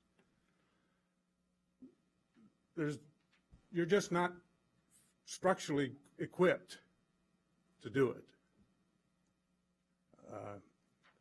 More logically, as I say, more logically and philosophically, this position should be under the control and supervision of your city manager. That's what the structure is supposed to be. Thank you. Thank you, Alan. I'll close the public hearing and return it to council. Questions? One point of clarification, there is also the judge, municipal court judge, also reports directly to the city council. And can you comment on why that would be? My guess, it's very common, but my guess would be historically it probably relates to similar concepts to the separation of powers that we have at the federal level, the legislative, executive, and judicial branch. The fact that the police department ultimately reports to the city manager and is frequently one side in a case in front of the municipal court judge. It gives it helps reduce bias or the perception of bias. Thank you, Josh. Yep. Do I have any questions? Motion? Go ahead. I have reservations about putting this on the ballot because it has not been explained to me how we would transition the position out of being a council employee into a city staff, regular city staff employee. And this is my 12th year on the council, and for 12 years we've evaluated Sylvia, and we've not had issues with that, at least not me previously. And so I want to be a good steward of my employee and it's unclear to me how this transition would work. You said it's simple, but in reality, I can think of many complex issues, like what would the transition be if it's going to be January 1? What will happen to her salary? Will you create a salary schedule? How will you determine the equality of this position in relationship to other positions in the current city salary structure? What grade will she be? She has administrative leave just like Josh does and the city manager does. What will happen to that administrative leave? Will it be converted to PTO? And I can go on and on and on, and none of those issues have been raised by anybody or addressed by anybody, and those are my concerns. Well, I don't disagree that this is, we like to do what other people do, but we also like to do what other people don't do in Sherwood. And sometimes that's what separates us and makes us outstanding and a great place to live, is that we don't necessarily always do what other municipalities do. I agree with Neil Shannon in that it's a level of independence, making sure that the council is on task and following state statute. I've witnessed a situation in the past where a previous city manager questioned the city recorder's ability to set a deadline regarding an election, and that was a very heavy-handed situation. And had the city recorder actually worked for that city manager, it would have been not in the best interest of the city and certainly not in the best interest of the election. And while that is an exception and not the rule, that is one of the reasons why I think, obviously, the attorney reports to the council, the judge reports to the council, because there are issues of noticing and posting that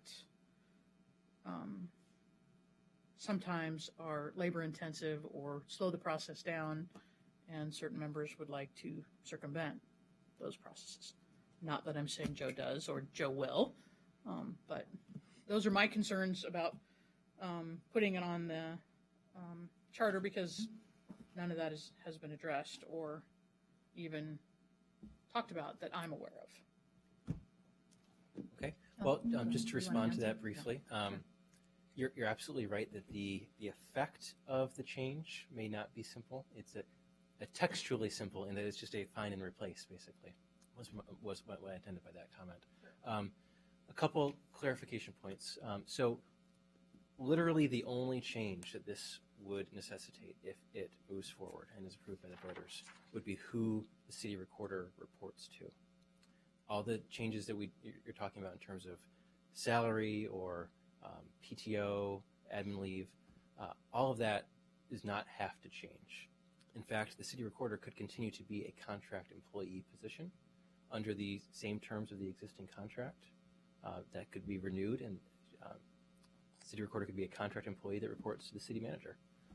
None of those things would have to change. The question of whether those things would change doesn't relate to this charter amendment. It relates to the fact that the contract currently in place for that employee expires at the end of this calendar year.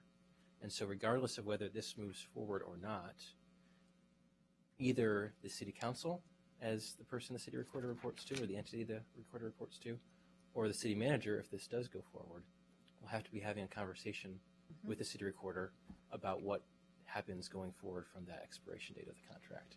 Whether the person continues as a contract employee or becomes a regular employee and is placed on the salary scale, etc. So literally the only change that this necessitates, though, is who the city recorder reports to. Okay, so this is as simple as it's stated. Councilor Robinson? I'm not sure if this is a question for Josh or Joe, but in the explanatory statement regarding this amendment, it says, City Council reviewed in the city recorder reporting structure in other cities and found that in most cases the city recorder reports to the city manager. So, not sure. Where is that? What's page 49?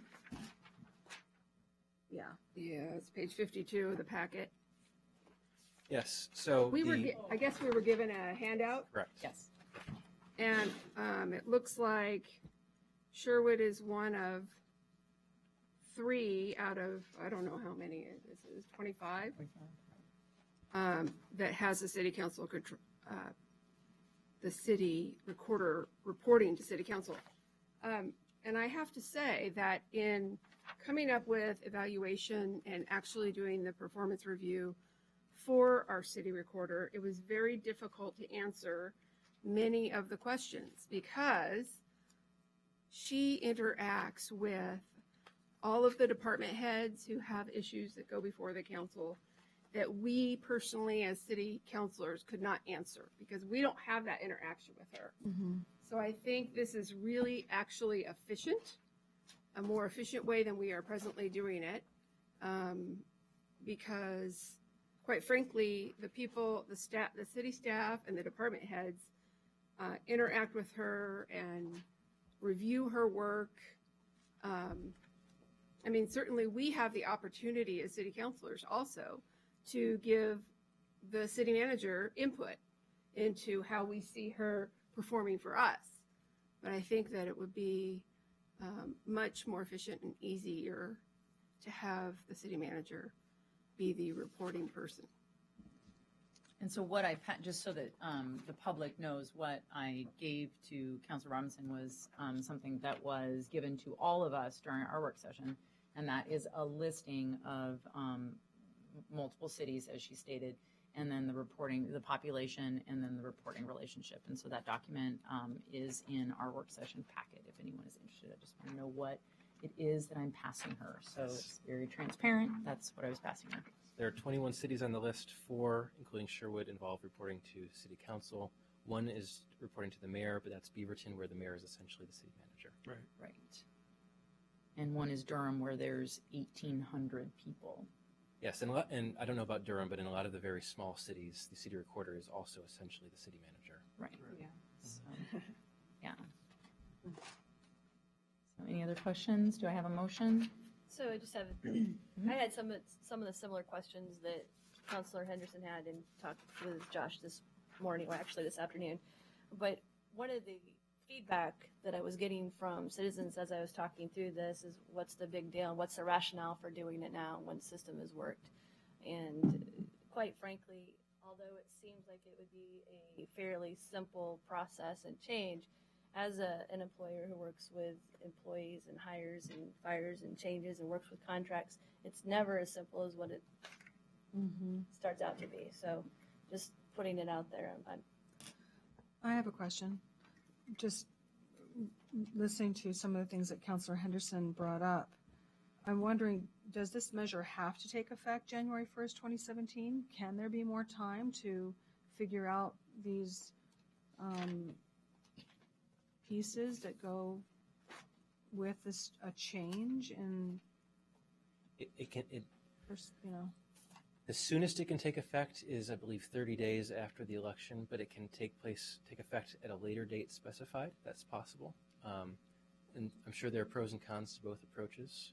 I think with the contract expiring December 31st of this year and having an effective date of January 1st, that's probably actually the cleanest way to do it. Otherwise, you're going to end up with a question of who is negotiating the renewal of the contract, if there's going to be a renewal of the contract, and whether that's the person who will be supervising the position down the road. Well, and as our attorney has stated, there isn't any cumbersomeness associated with it. It is a simple change of reporting. That's the only change. We're not changing salary. We're not changing benefits. We're not changing time off. We're changing reporting. That's it.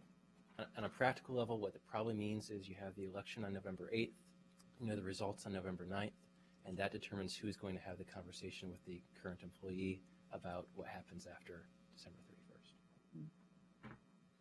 31st. I support the resolution. I feel that it has been cumbersome to have a city recorder that serves our council and reports to our council, particularly when we have new council members that rely specifically on her expertise. I think that her reporting should be to a manager, someone who is not legislative, but who is administrative. And so I move that we adopt Resolution 2016-048. I'll second. All in favor? Aye. Opposed? Nay. 4-3. Okay, motion carries. Thank you. I didn't hear yours. Thank you.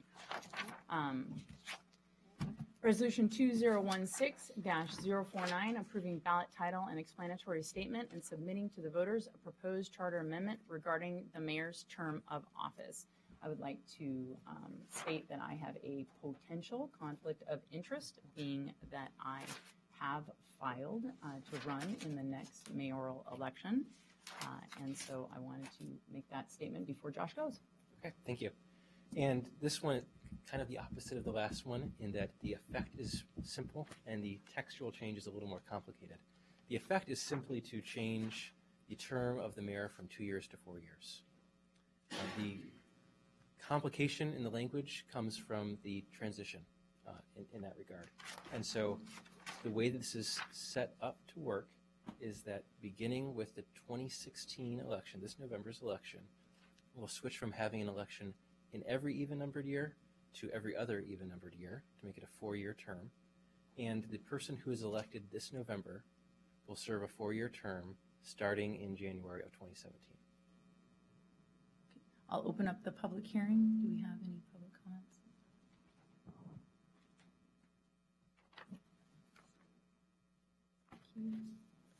Neil Shannon.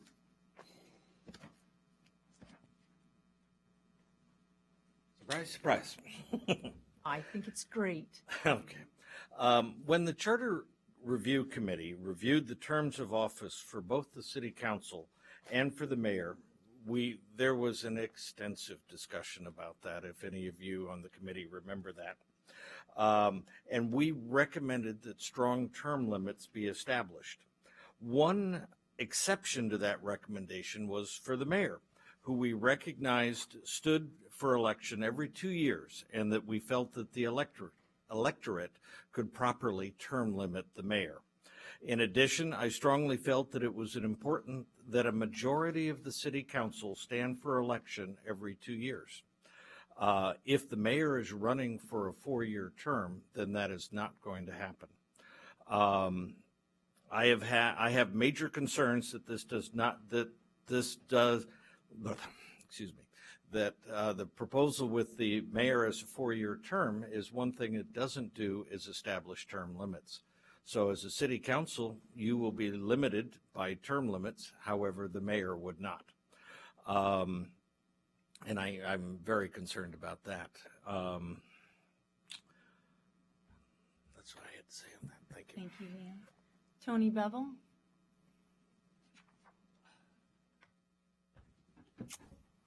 Good evening, Tony Bevel, 17036 Southwest Lindley Way.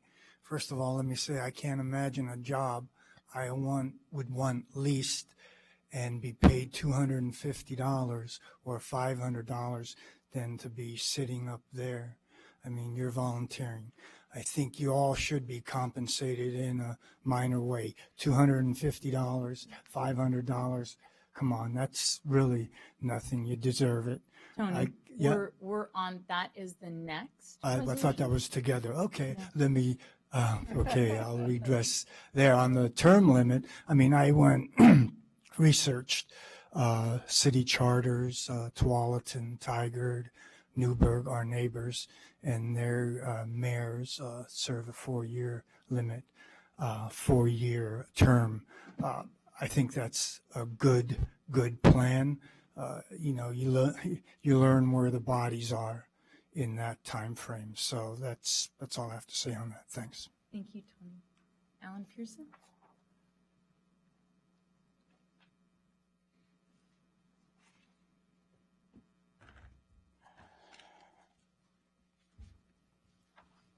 Thank you. Again, you are a council manager form of government. Notice I didn't say council mayor manager form of government. The mayor, under the city charter, is a legislator. just like the other 6 of you. The mayor has no veto power. The mayor is one of you on steroids. Not Again, literally. Not literally. Yes.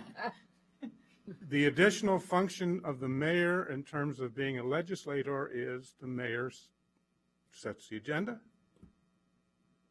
and chairs the meeting. The mayor does not get 1.5 votes. The mayor gets 1 vote. In fact, the term mayor is actually inappropriate.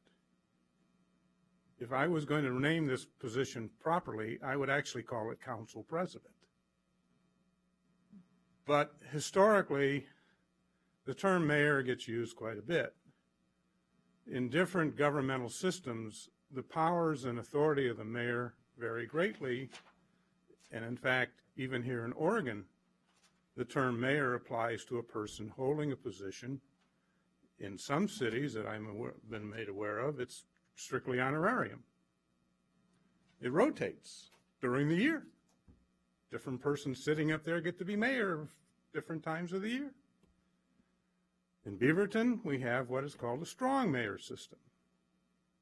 The executive functions of the mayor are the chief executive officer, the head of the government. Additionally, the mayor has what we call the head of state functions, the ceremonial duties. The mayor gets to cut ribbons. The mayor gets to make presentations. The mayor gets to get up and hand out trophies and awards. That's strictly ceremonial. The primary function and duty of the mayor is to be a city councilor with a different title. Everybody else up there gets 4-year terms. The person who holds the title of mayor only serves 2 years and has to run every 2 years? Doesn't seem right. 4 of you will be up for election, and then 3 of you will be up for election.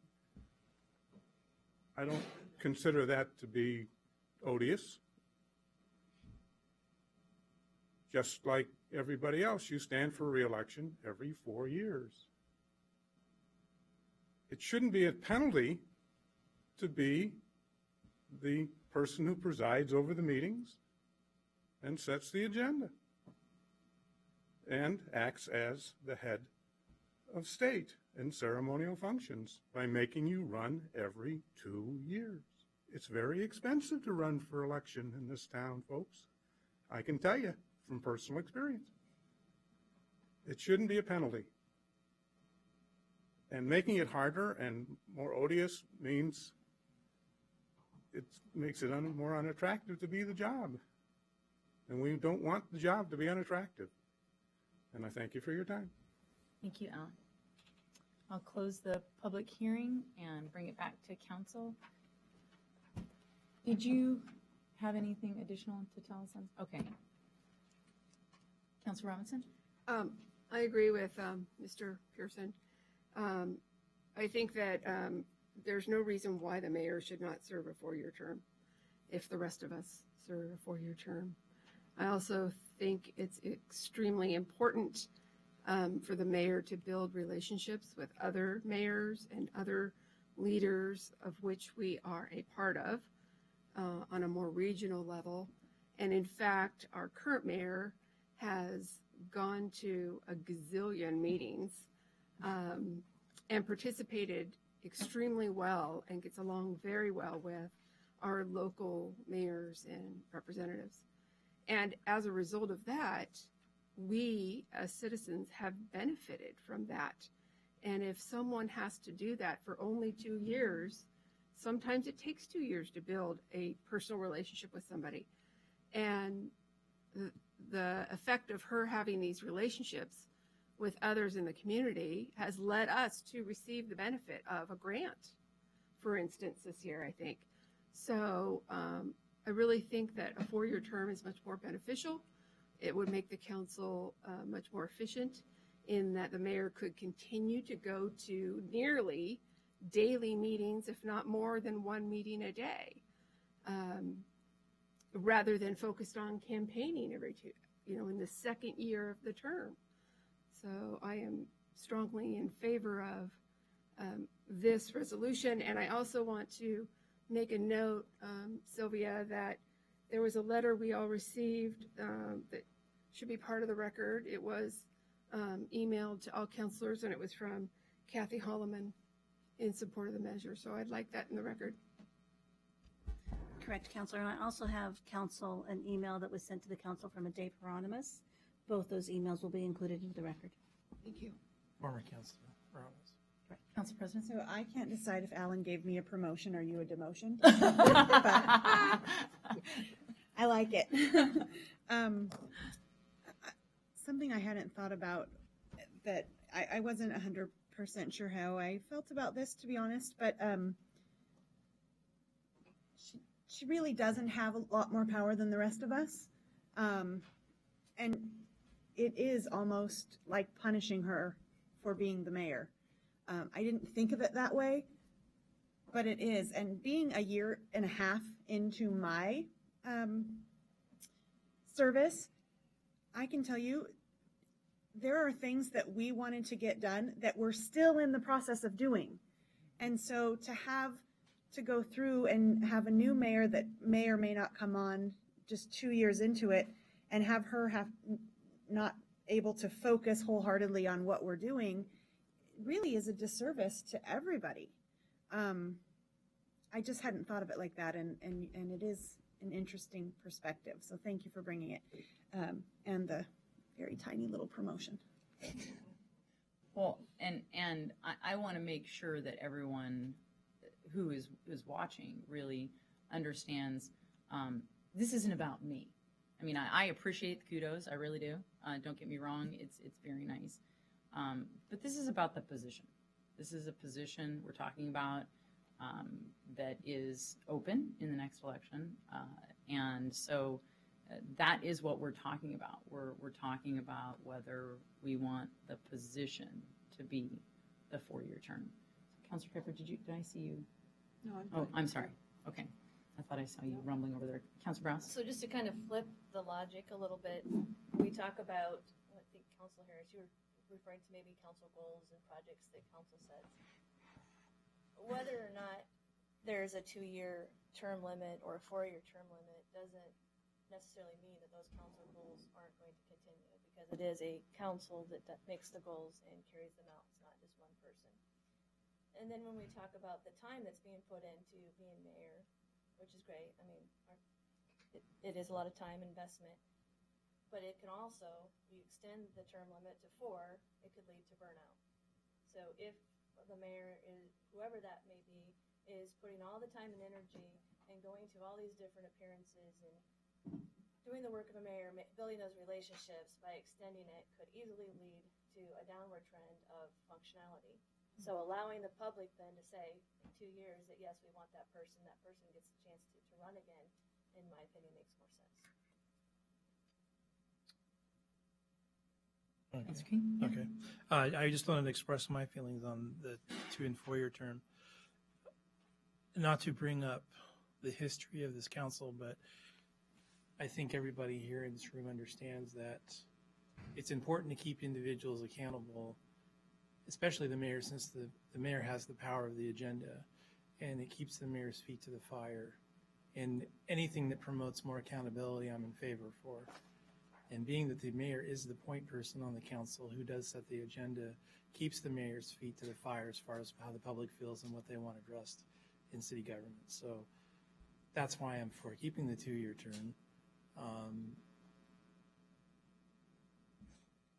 And obviously the history of this council, if it had been a 4-year term, it would have changed things dramatically, looking at the history of this council. So I think it's worked well for us up to this point. It is a pain to have to run every 2 years, but members of Congress do that every 2 years, and they're just a bit busy, if not busier, than a mayor, as far as I'm concerned. So,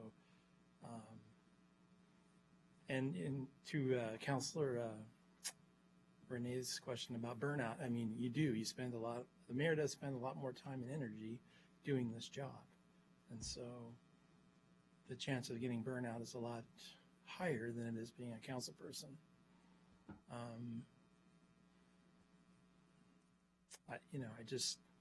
I feel that at this point that I don't see any glowing reason at this point up until now why we should change the structure as far as the mayor's two-year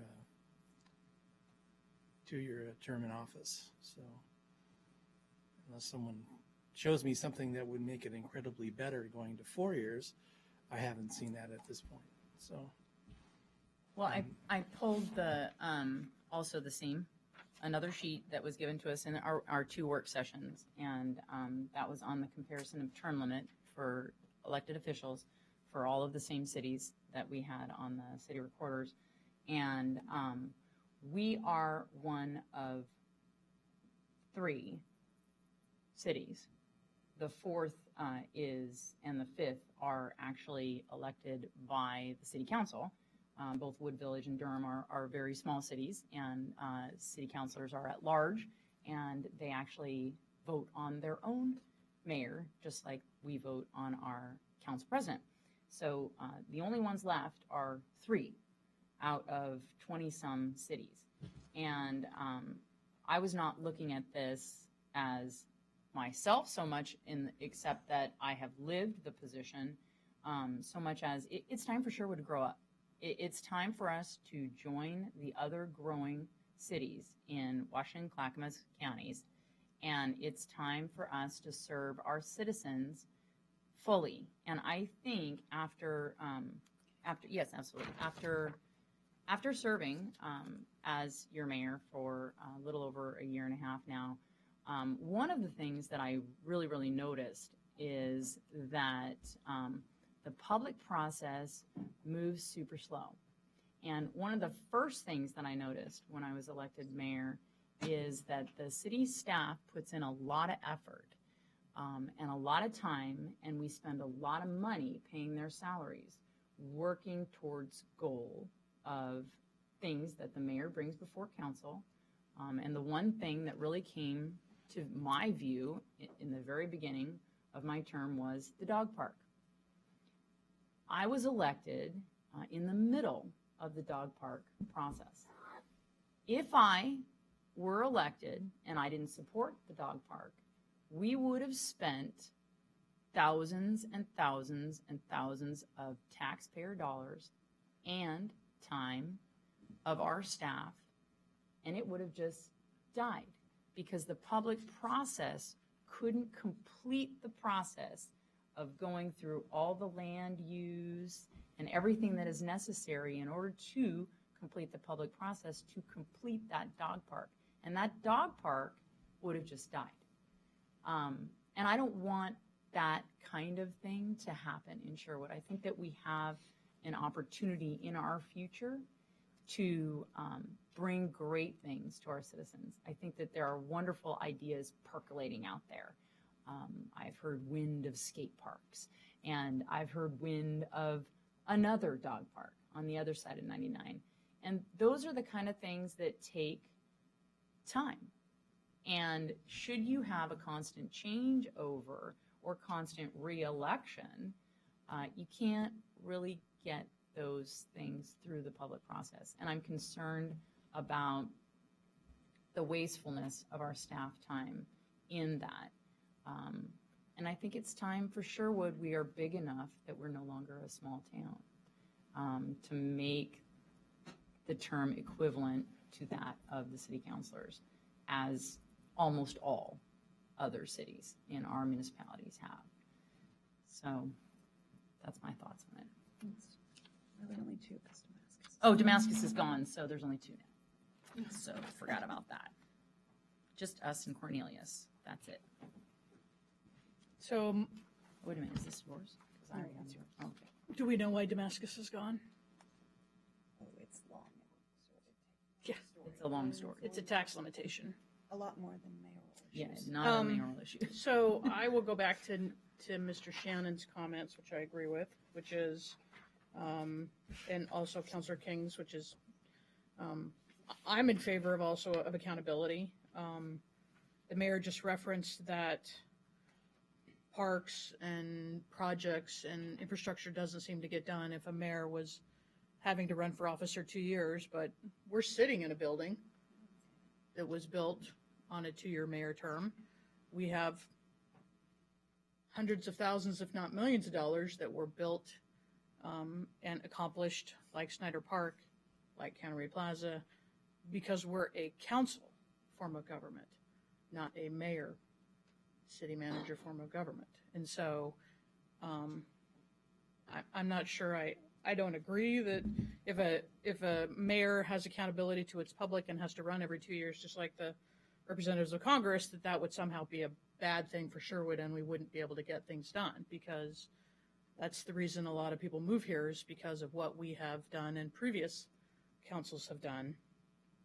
As Neil mentioned, they had a very extensive conversation about the mayor, and they felt that what Sherwood needed is accountability. I don't remember anybody saying that they felt Sherwood needed to grow up. That's not a term that was referenced, at least during the Charter Review Committee. And as Josh had mentioned, there are 3 ways to get charter amendments to the ballot, and in the past 2 amendments that were on the ballot regarding the charter, they went through the public process. This amendment and the other amendments are coming solely from council. They have not been solicited from the public, and the public has not requested them specifically before being on an agenda.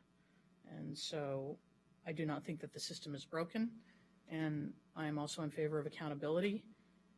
If it was inefficient to have a 2-year mayor, I don't think that we would have the accolades that we have in this community about why people move here, why people work here, and why people choose to stay here. I think that the public weighed in on this in the charter revisions, and it's a disservice not to reinstitute the Charter Review Committee at this time. Whenever we change the charter, we're changing Sherwood's constitution, which I think is not always a good thing, which is why I don't recommend changing the Oregon Constitution any more than we've changed this one. And this is a volunteer position, and it has accountability.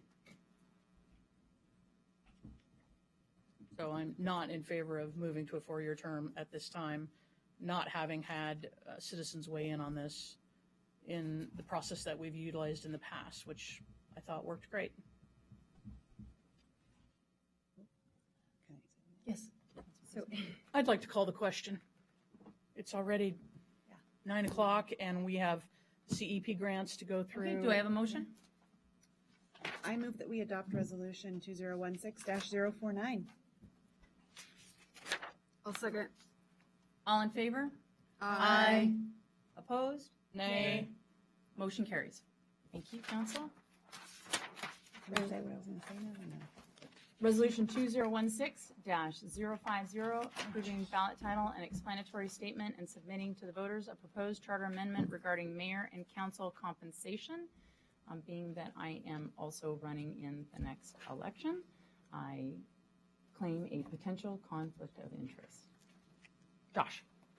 Do we have any other members of council who want to declare a conflict of interest? I too will declare a potential conflict of interest, because if I were reelected, I could be a beneficiary. Anybody else? I will declare the same conflict of interest. Same here. And I will too. All right. Josh. Okay, so this charter amendment is the last one that we have on the agenda tonight. This would amend the Section 37 of the charter to allow for the mayor and city councilors to receive a level of compensation that's specified in the charter language at $500 per month for the mayor and $250 per month for city councilors. That amount is indexed to inflation based on the U.S. Bureau of Labor Statistics CPIW West Index. It would be adjusted annually based on that, so it's $500 and $250 starting in January of 2017, and increased or decreased based on inflation each January thereafter. It is phased in to avoid actual conflicts of interest for any of you, so you each have a potential conflict of interest in that separating your vote tonight and when you would potentially be eligible to receive this compensation, there will be an election. So for the 4 positions that are up for election in November of 2016, it's the mayor and 3 councilors. Those positions become eligible for compensation in January of 2017 when they take office for the new term. For the remaining 3 council positions that are next up for election in November of 2018, they become eligible for the compensation in January of 2019 when they start those new terms. Thank you, John. Any questions? No. Do I have any public comment forms? Okay, I'll open up the public hearing. Tony Bevel, go ahead. Yes.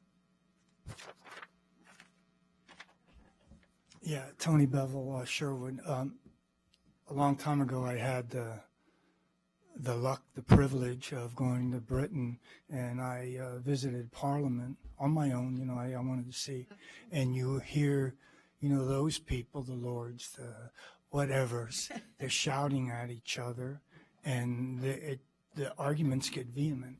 But the one thing, being there, and I stayed there quite a while, it was very interesting. They talked about pigs, of all things, pigs. But the feeling that I didn't get was, it was a good feeling. I'm not getting that feeling in here. I think a lot of things are being personal in here. I sure wish it would go.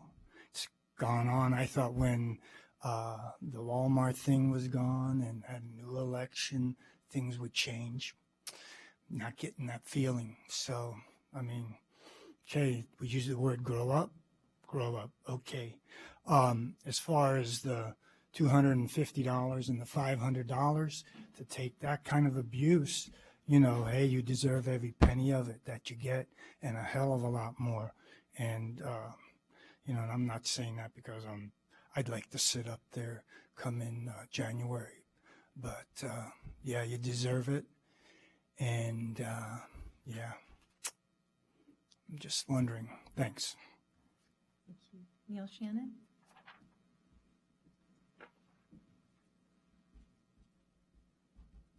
I'll be brief. It is a long night.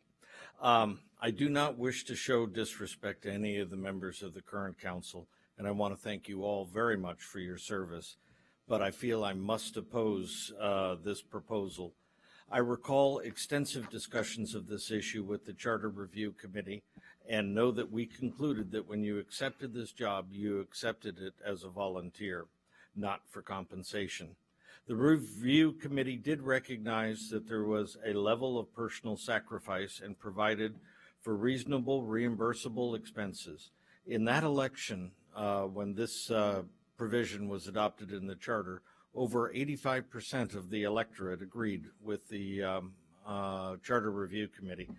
And again, my point, knowing that this is the last one that we're going through, is that the Charter Committee provided for regular review of the Charter, and I consider this to be irregular review of the Charter, and I plan on opposing all of these amendments at the election.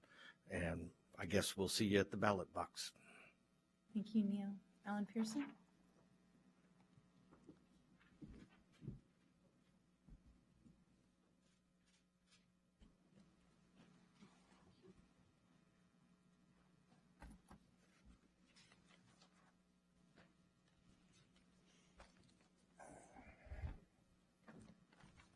As you may be aware, I've written on this topic before. In fact, I had an article published in the Gazette, and rather than reread it, and considering the time, I've reprinted it and handed it out, and I'm asking that Sylvia put it in the record. First of all, let me note the irony of something here. 1, 2, 3, 4, 5, 6 people are here because they're paid to be here. You are their bosses. You're not paid. I love Oregon, but strange things happen here. Okay? And one of the strangest is you're the only level of government I've ever seen that doesn't get paid to do the job. You're not volunteers. You ran for an elective office. Everywhere else, the elective office gets paid. I was kind of flabbergasted. And frankly, I'm embarrassed. We ask a lot of you people. You're responsible for an awful lot. This is where the average citizen gets most of the government they get. You're responsible for $50 million annual budget. You're responsible, through supervising him, hundreds of employees. You don't get paid. Everybody else does. And I haven't heard a single solid justification of why you should work for nothing. Okay? I have a standing joke when I go into the store and I ask, they can't see the price on it. And the thing doesn't ring up on the scanner, and I say, it must be free, my favorite price. You're free. And I don't think it's my favorite price. As you know, I'm running for office. I ain't running for the $250. Okay? And I have plans for what I'm going to do if I get elected with my $250 a month, and it isn't going to go into my bank account. Okay? But it's my choice of what I'll do with that money.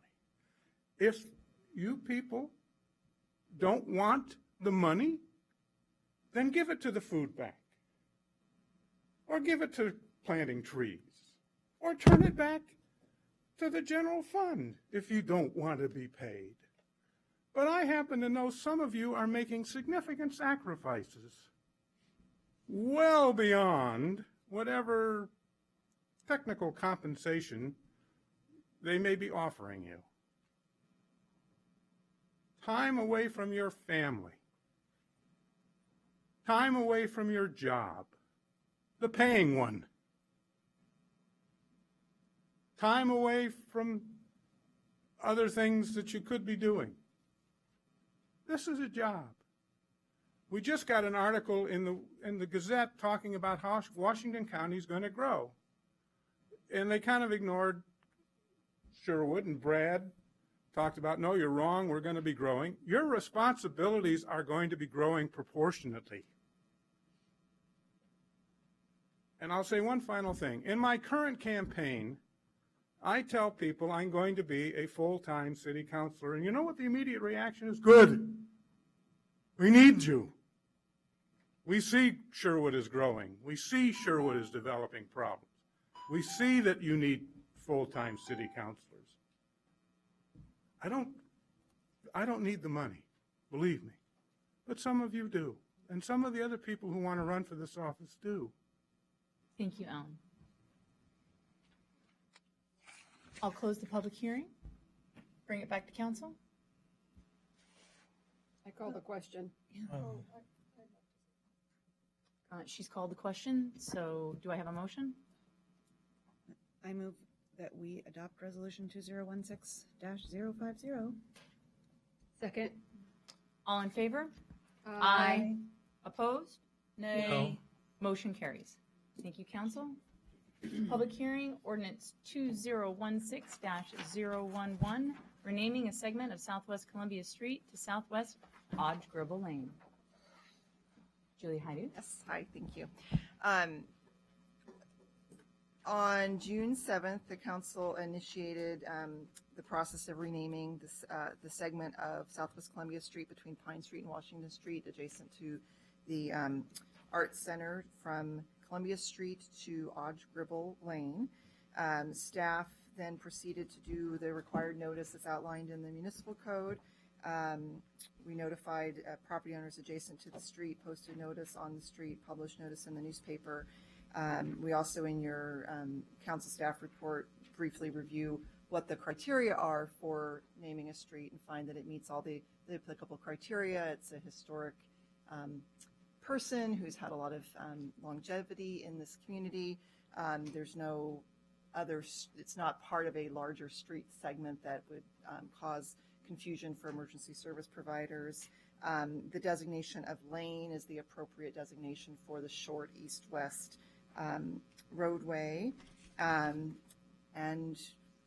I'm sure you guys will want to say something about the why when you're discussing, but staff recommends approval of the ordinance. This would be the first reading. The second reading would be August 16th per our current criteria.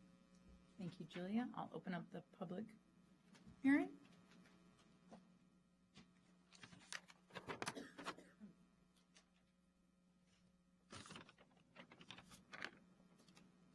Teskey?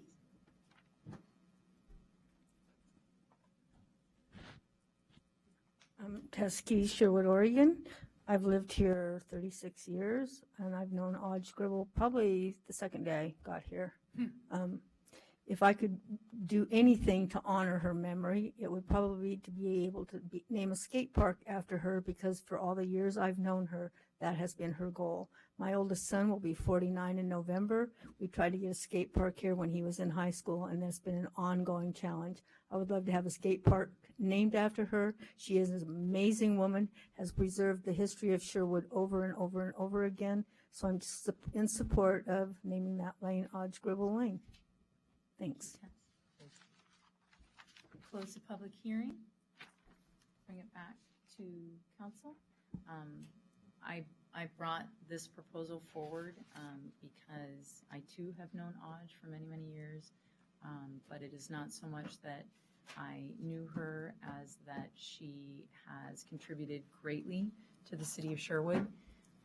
She is an amazing asset, and I think that this is the very least that we could do to honor her. And so I am greatly in support of renaming this street after Odge Gribble. Council? Sounds good to me. You can hit the green. You got it. I move that we adopt resolution, oh, it's an ordinance, dang it. I move that we read, caption, and adopt ordinance 2016011, renaming a segment of Southwest Columbia Street to Southwest Odge Gribble Lane. Second. Sylvia? Ordinance 2016-011, renaming a segment of Southwest Columbia Street to Southwest Odge Gribble Lane. At this point, Josh, do I need to do the roll call or just the council vote? I'm sorry. Because it's a first reading. Don't we do the roll call for both readings?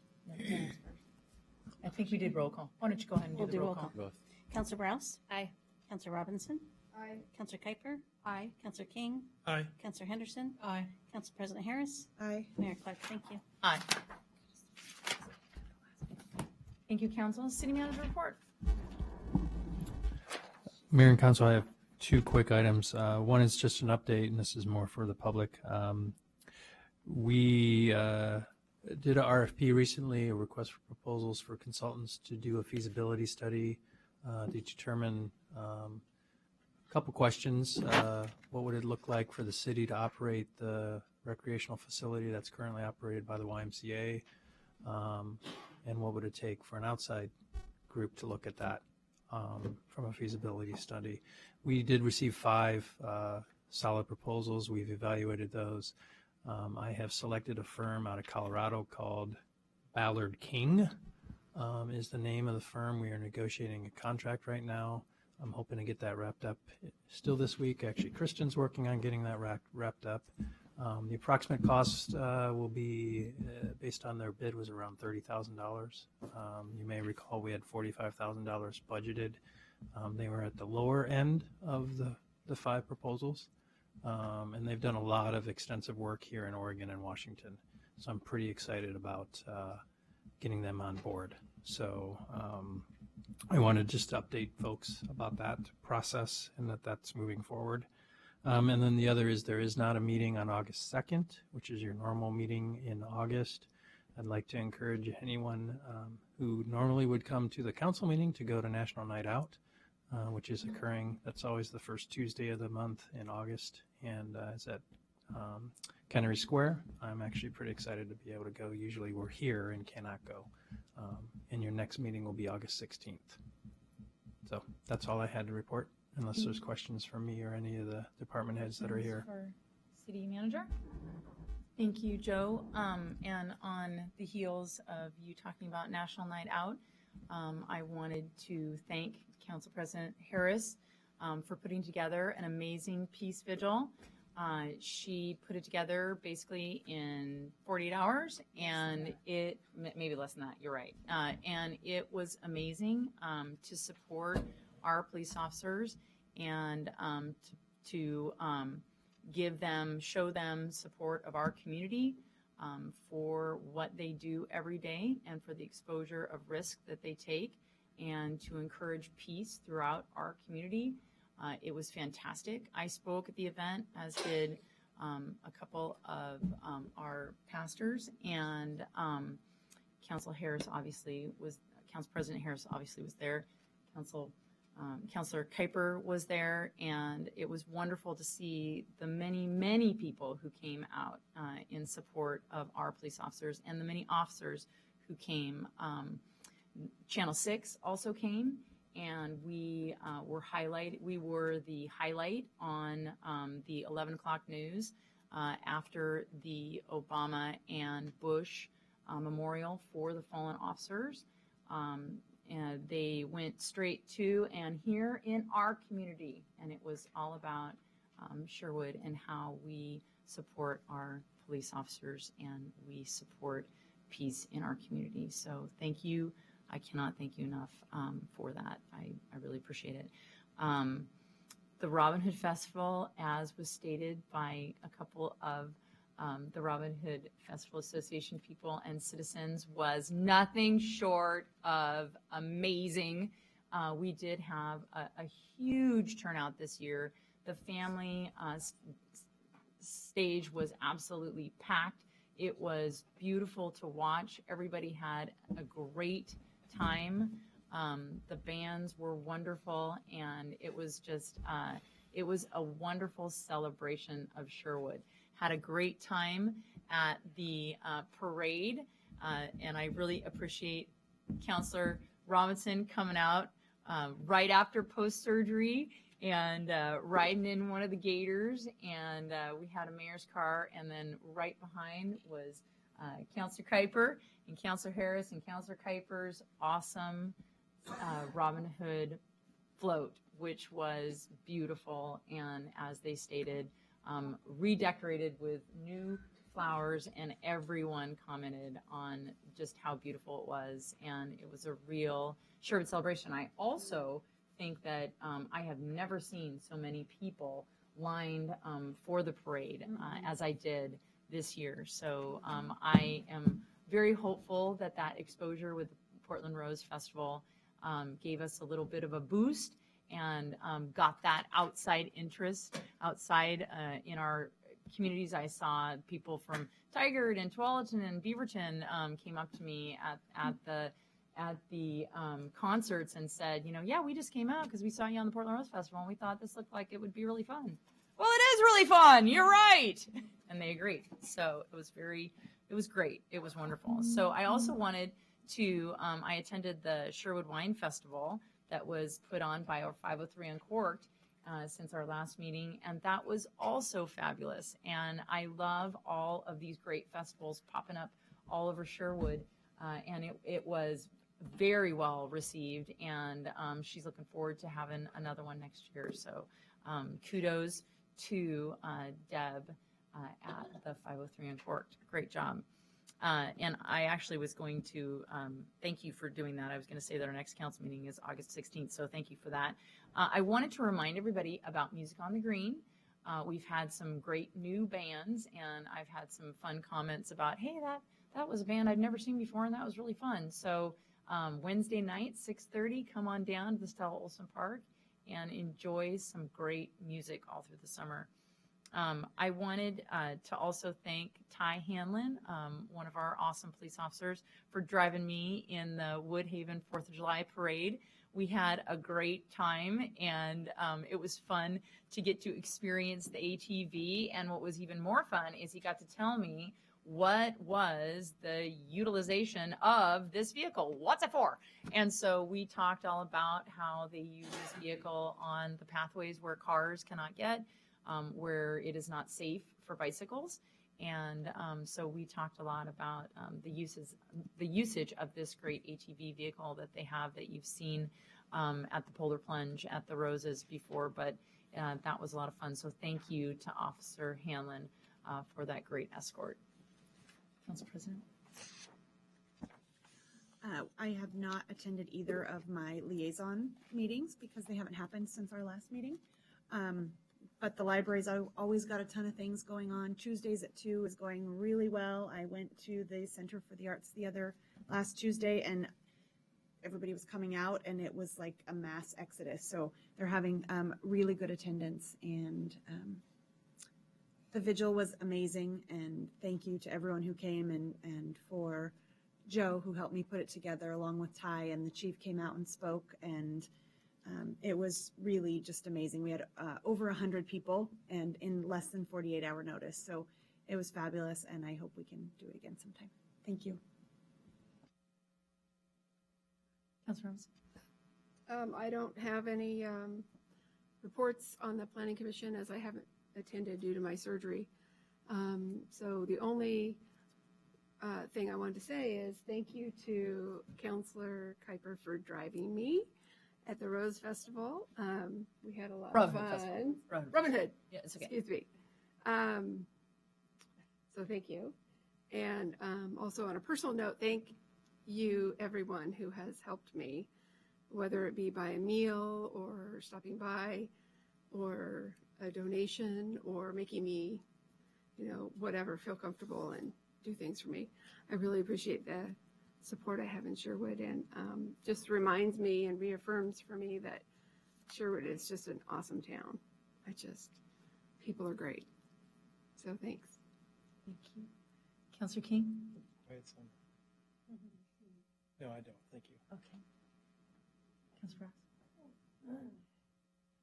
First of all, I just want to say thank you to Sylvia. She does a lot of things behind the scenes, and each year there's an LLC, League of Oregon Cities Conference. And something that she did that went above and beyond is knowing how difficult it is to get the reservations in and not having space and so on and so forth. She personally went to the venue, stood in line to make sure that we have spaces for the conference. So thank you for all you do for us. I totally appreciate it. So I've been out of town the last 2 weeks because of my daughter's marriage, and then I was at a national conference. So I've been somewhat out of the loop of things going on in the community. But since the last meeting and before that all happened, I did attend the annual Chamber Awards banquet, and Allison and Kate were here to thank council. But one of our citizens was recognized as Citizen of the Year, Polly Blankenbaker. So congratulations. But it was a great event, well done by the chamber, but it honors businesses and business leaders and citizens in our community for all that they do for the city of Sherwood. While in Kansas City at a national conference, I know it doesn't really have anything to do with Sherwood, but it really, something transpired on Sunday. I participated in a service project that really shows the art of collaboration and partnerships. And it was called Show You Care with Underwear, kind of a funny name. And all I could remember is the underwear project as I was leading up to it. But a reason why I'm sharing it, it was an opportunity where the city of Kansas City and area nonprofits, the police department, the school district, local churches got together for this unique opportunity that will continue on. And in a course of a couple weeks, 7,000 pieces of undergarments were secured. And on Sunday, there was like the shopping center for the area homeless where they came in and they filled their bags with those much needed garments. And then we as volunteers were able to serve them food. And not only did we prepare the meal, but then we actually served them. We gave them dignity. So they sat at the table and they ordered, just like any of us would do going to a restaurant. And not only did that happen, then we were able to play with the children. We had games set up so the kids got to feel normal. And we sat at the table and had conversations, and we shared with the people, and they shared with us. And it just shows the art of collaboration, the art of partnerships, and the ability that communities have to come together. And Sherwood has a lot of those pieces, and I think we can even do more with the resources that we have in our community. Wanted to let everyone know that there's a memorial this Saturday for a dear, beloved community member who passed away at the end of June, Jim Haynes. And he was not only a longtime resident of Sherwood, but he was a mentor to many and a really great leader, a proponent of businesses in Sherwood, a man of many words, lots of great humor, will be missed by many. But for those of you who know Jim or did know Jim or know Jim's family, the memorial is Saturday, this coming Saturday, the 23rd, 11 o'clock at Sherwood High School, and I know the family would appreciate having you there. Let's see, sorry. There's a Main Street meeting on this coming Thursday, 8 o'clock. Counselor King usually attends. I attend as well. I'll be at the school board meeting next Wednesday. There is a Just Compassion meeting on August 4th. I think many of you may recall the last council meeting when firefighter Rob Watson attended and shared all the work that they're doing. And that's a part of that whole concept of partnerships and community involvement and meeting the needs of those less fortunate that I was just talking to. And something that I don't usually do, I do want to shout out a possibility that exists for women or young ladies between 14 and over. I was contacted by a local citizen about doing a women's self-defense class for his daughter and some of his daughter's friends. So I am offering a self-defense class for women 14 and over on Saturday, the 23rd, 3 to 7. If you want more information, please send an email to the city email address, and Sylvia can pass it on to me, and I can give you more information. But in the age of all this chaos and stuff that's going on, I just encourage women to learn how to protect themselves. And let's see, last but not least, I know it's way out, but October 1st is the next Neighbor to Neighbor Day.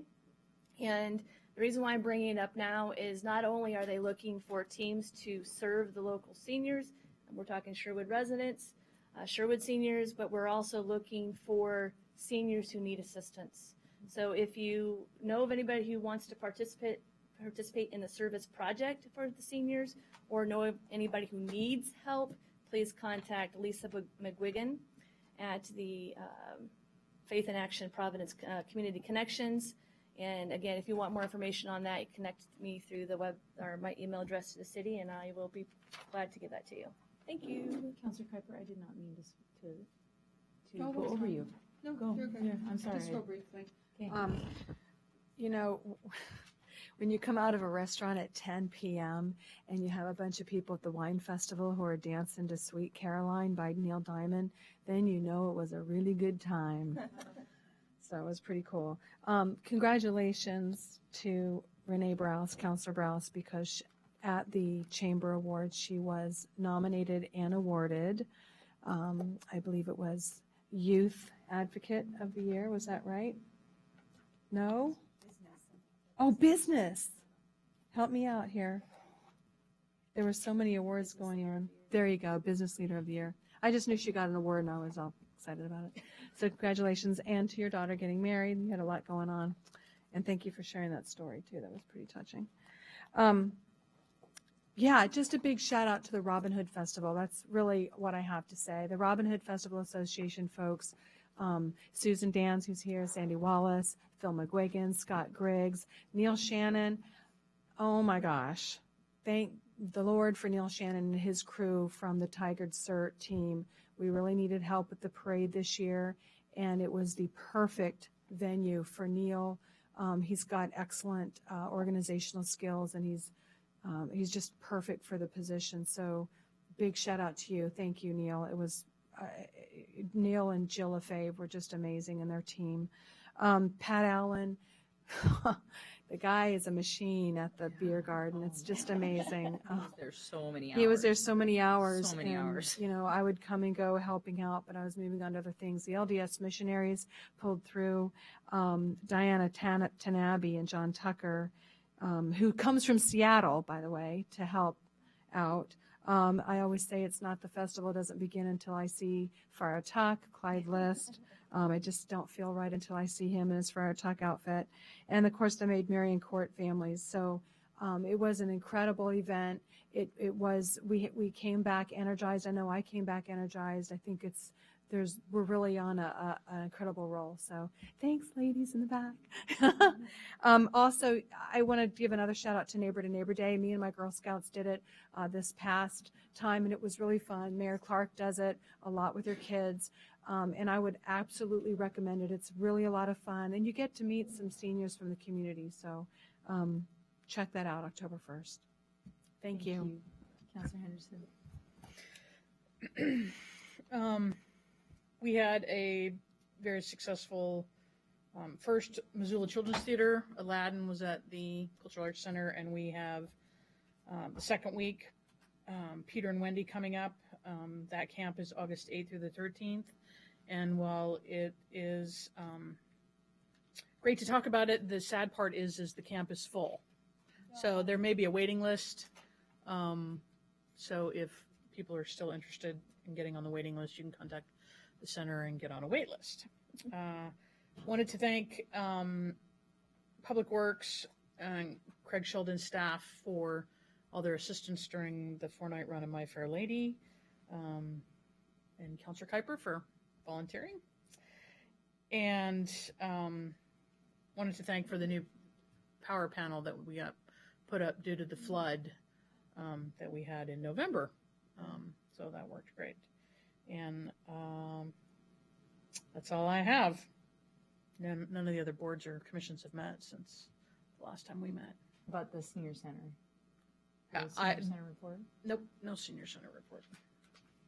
So, and community development block grant has not met in 2 months. So. All right, we are adjourned.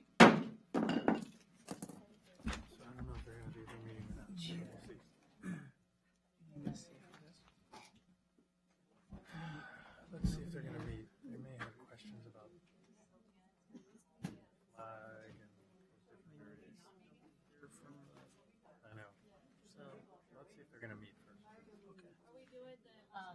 In order to keep your water consumption low. The best thing you could do is stop by our utility billing department. We will provide for you a wide variety of tools that you can put inside your home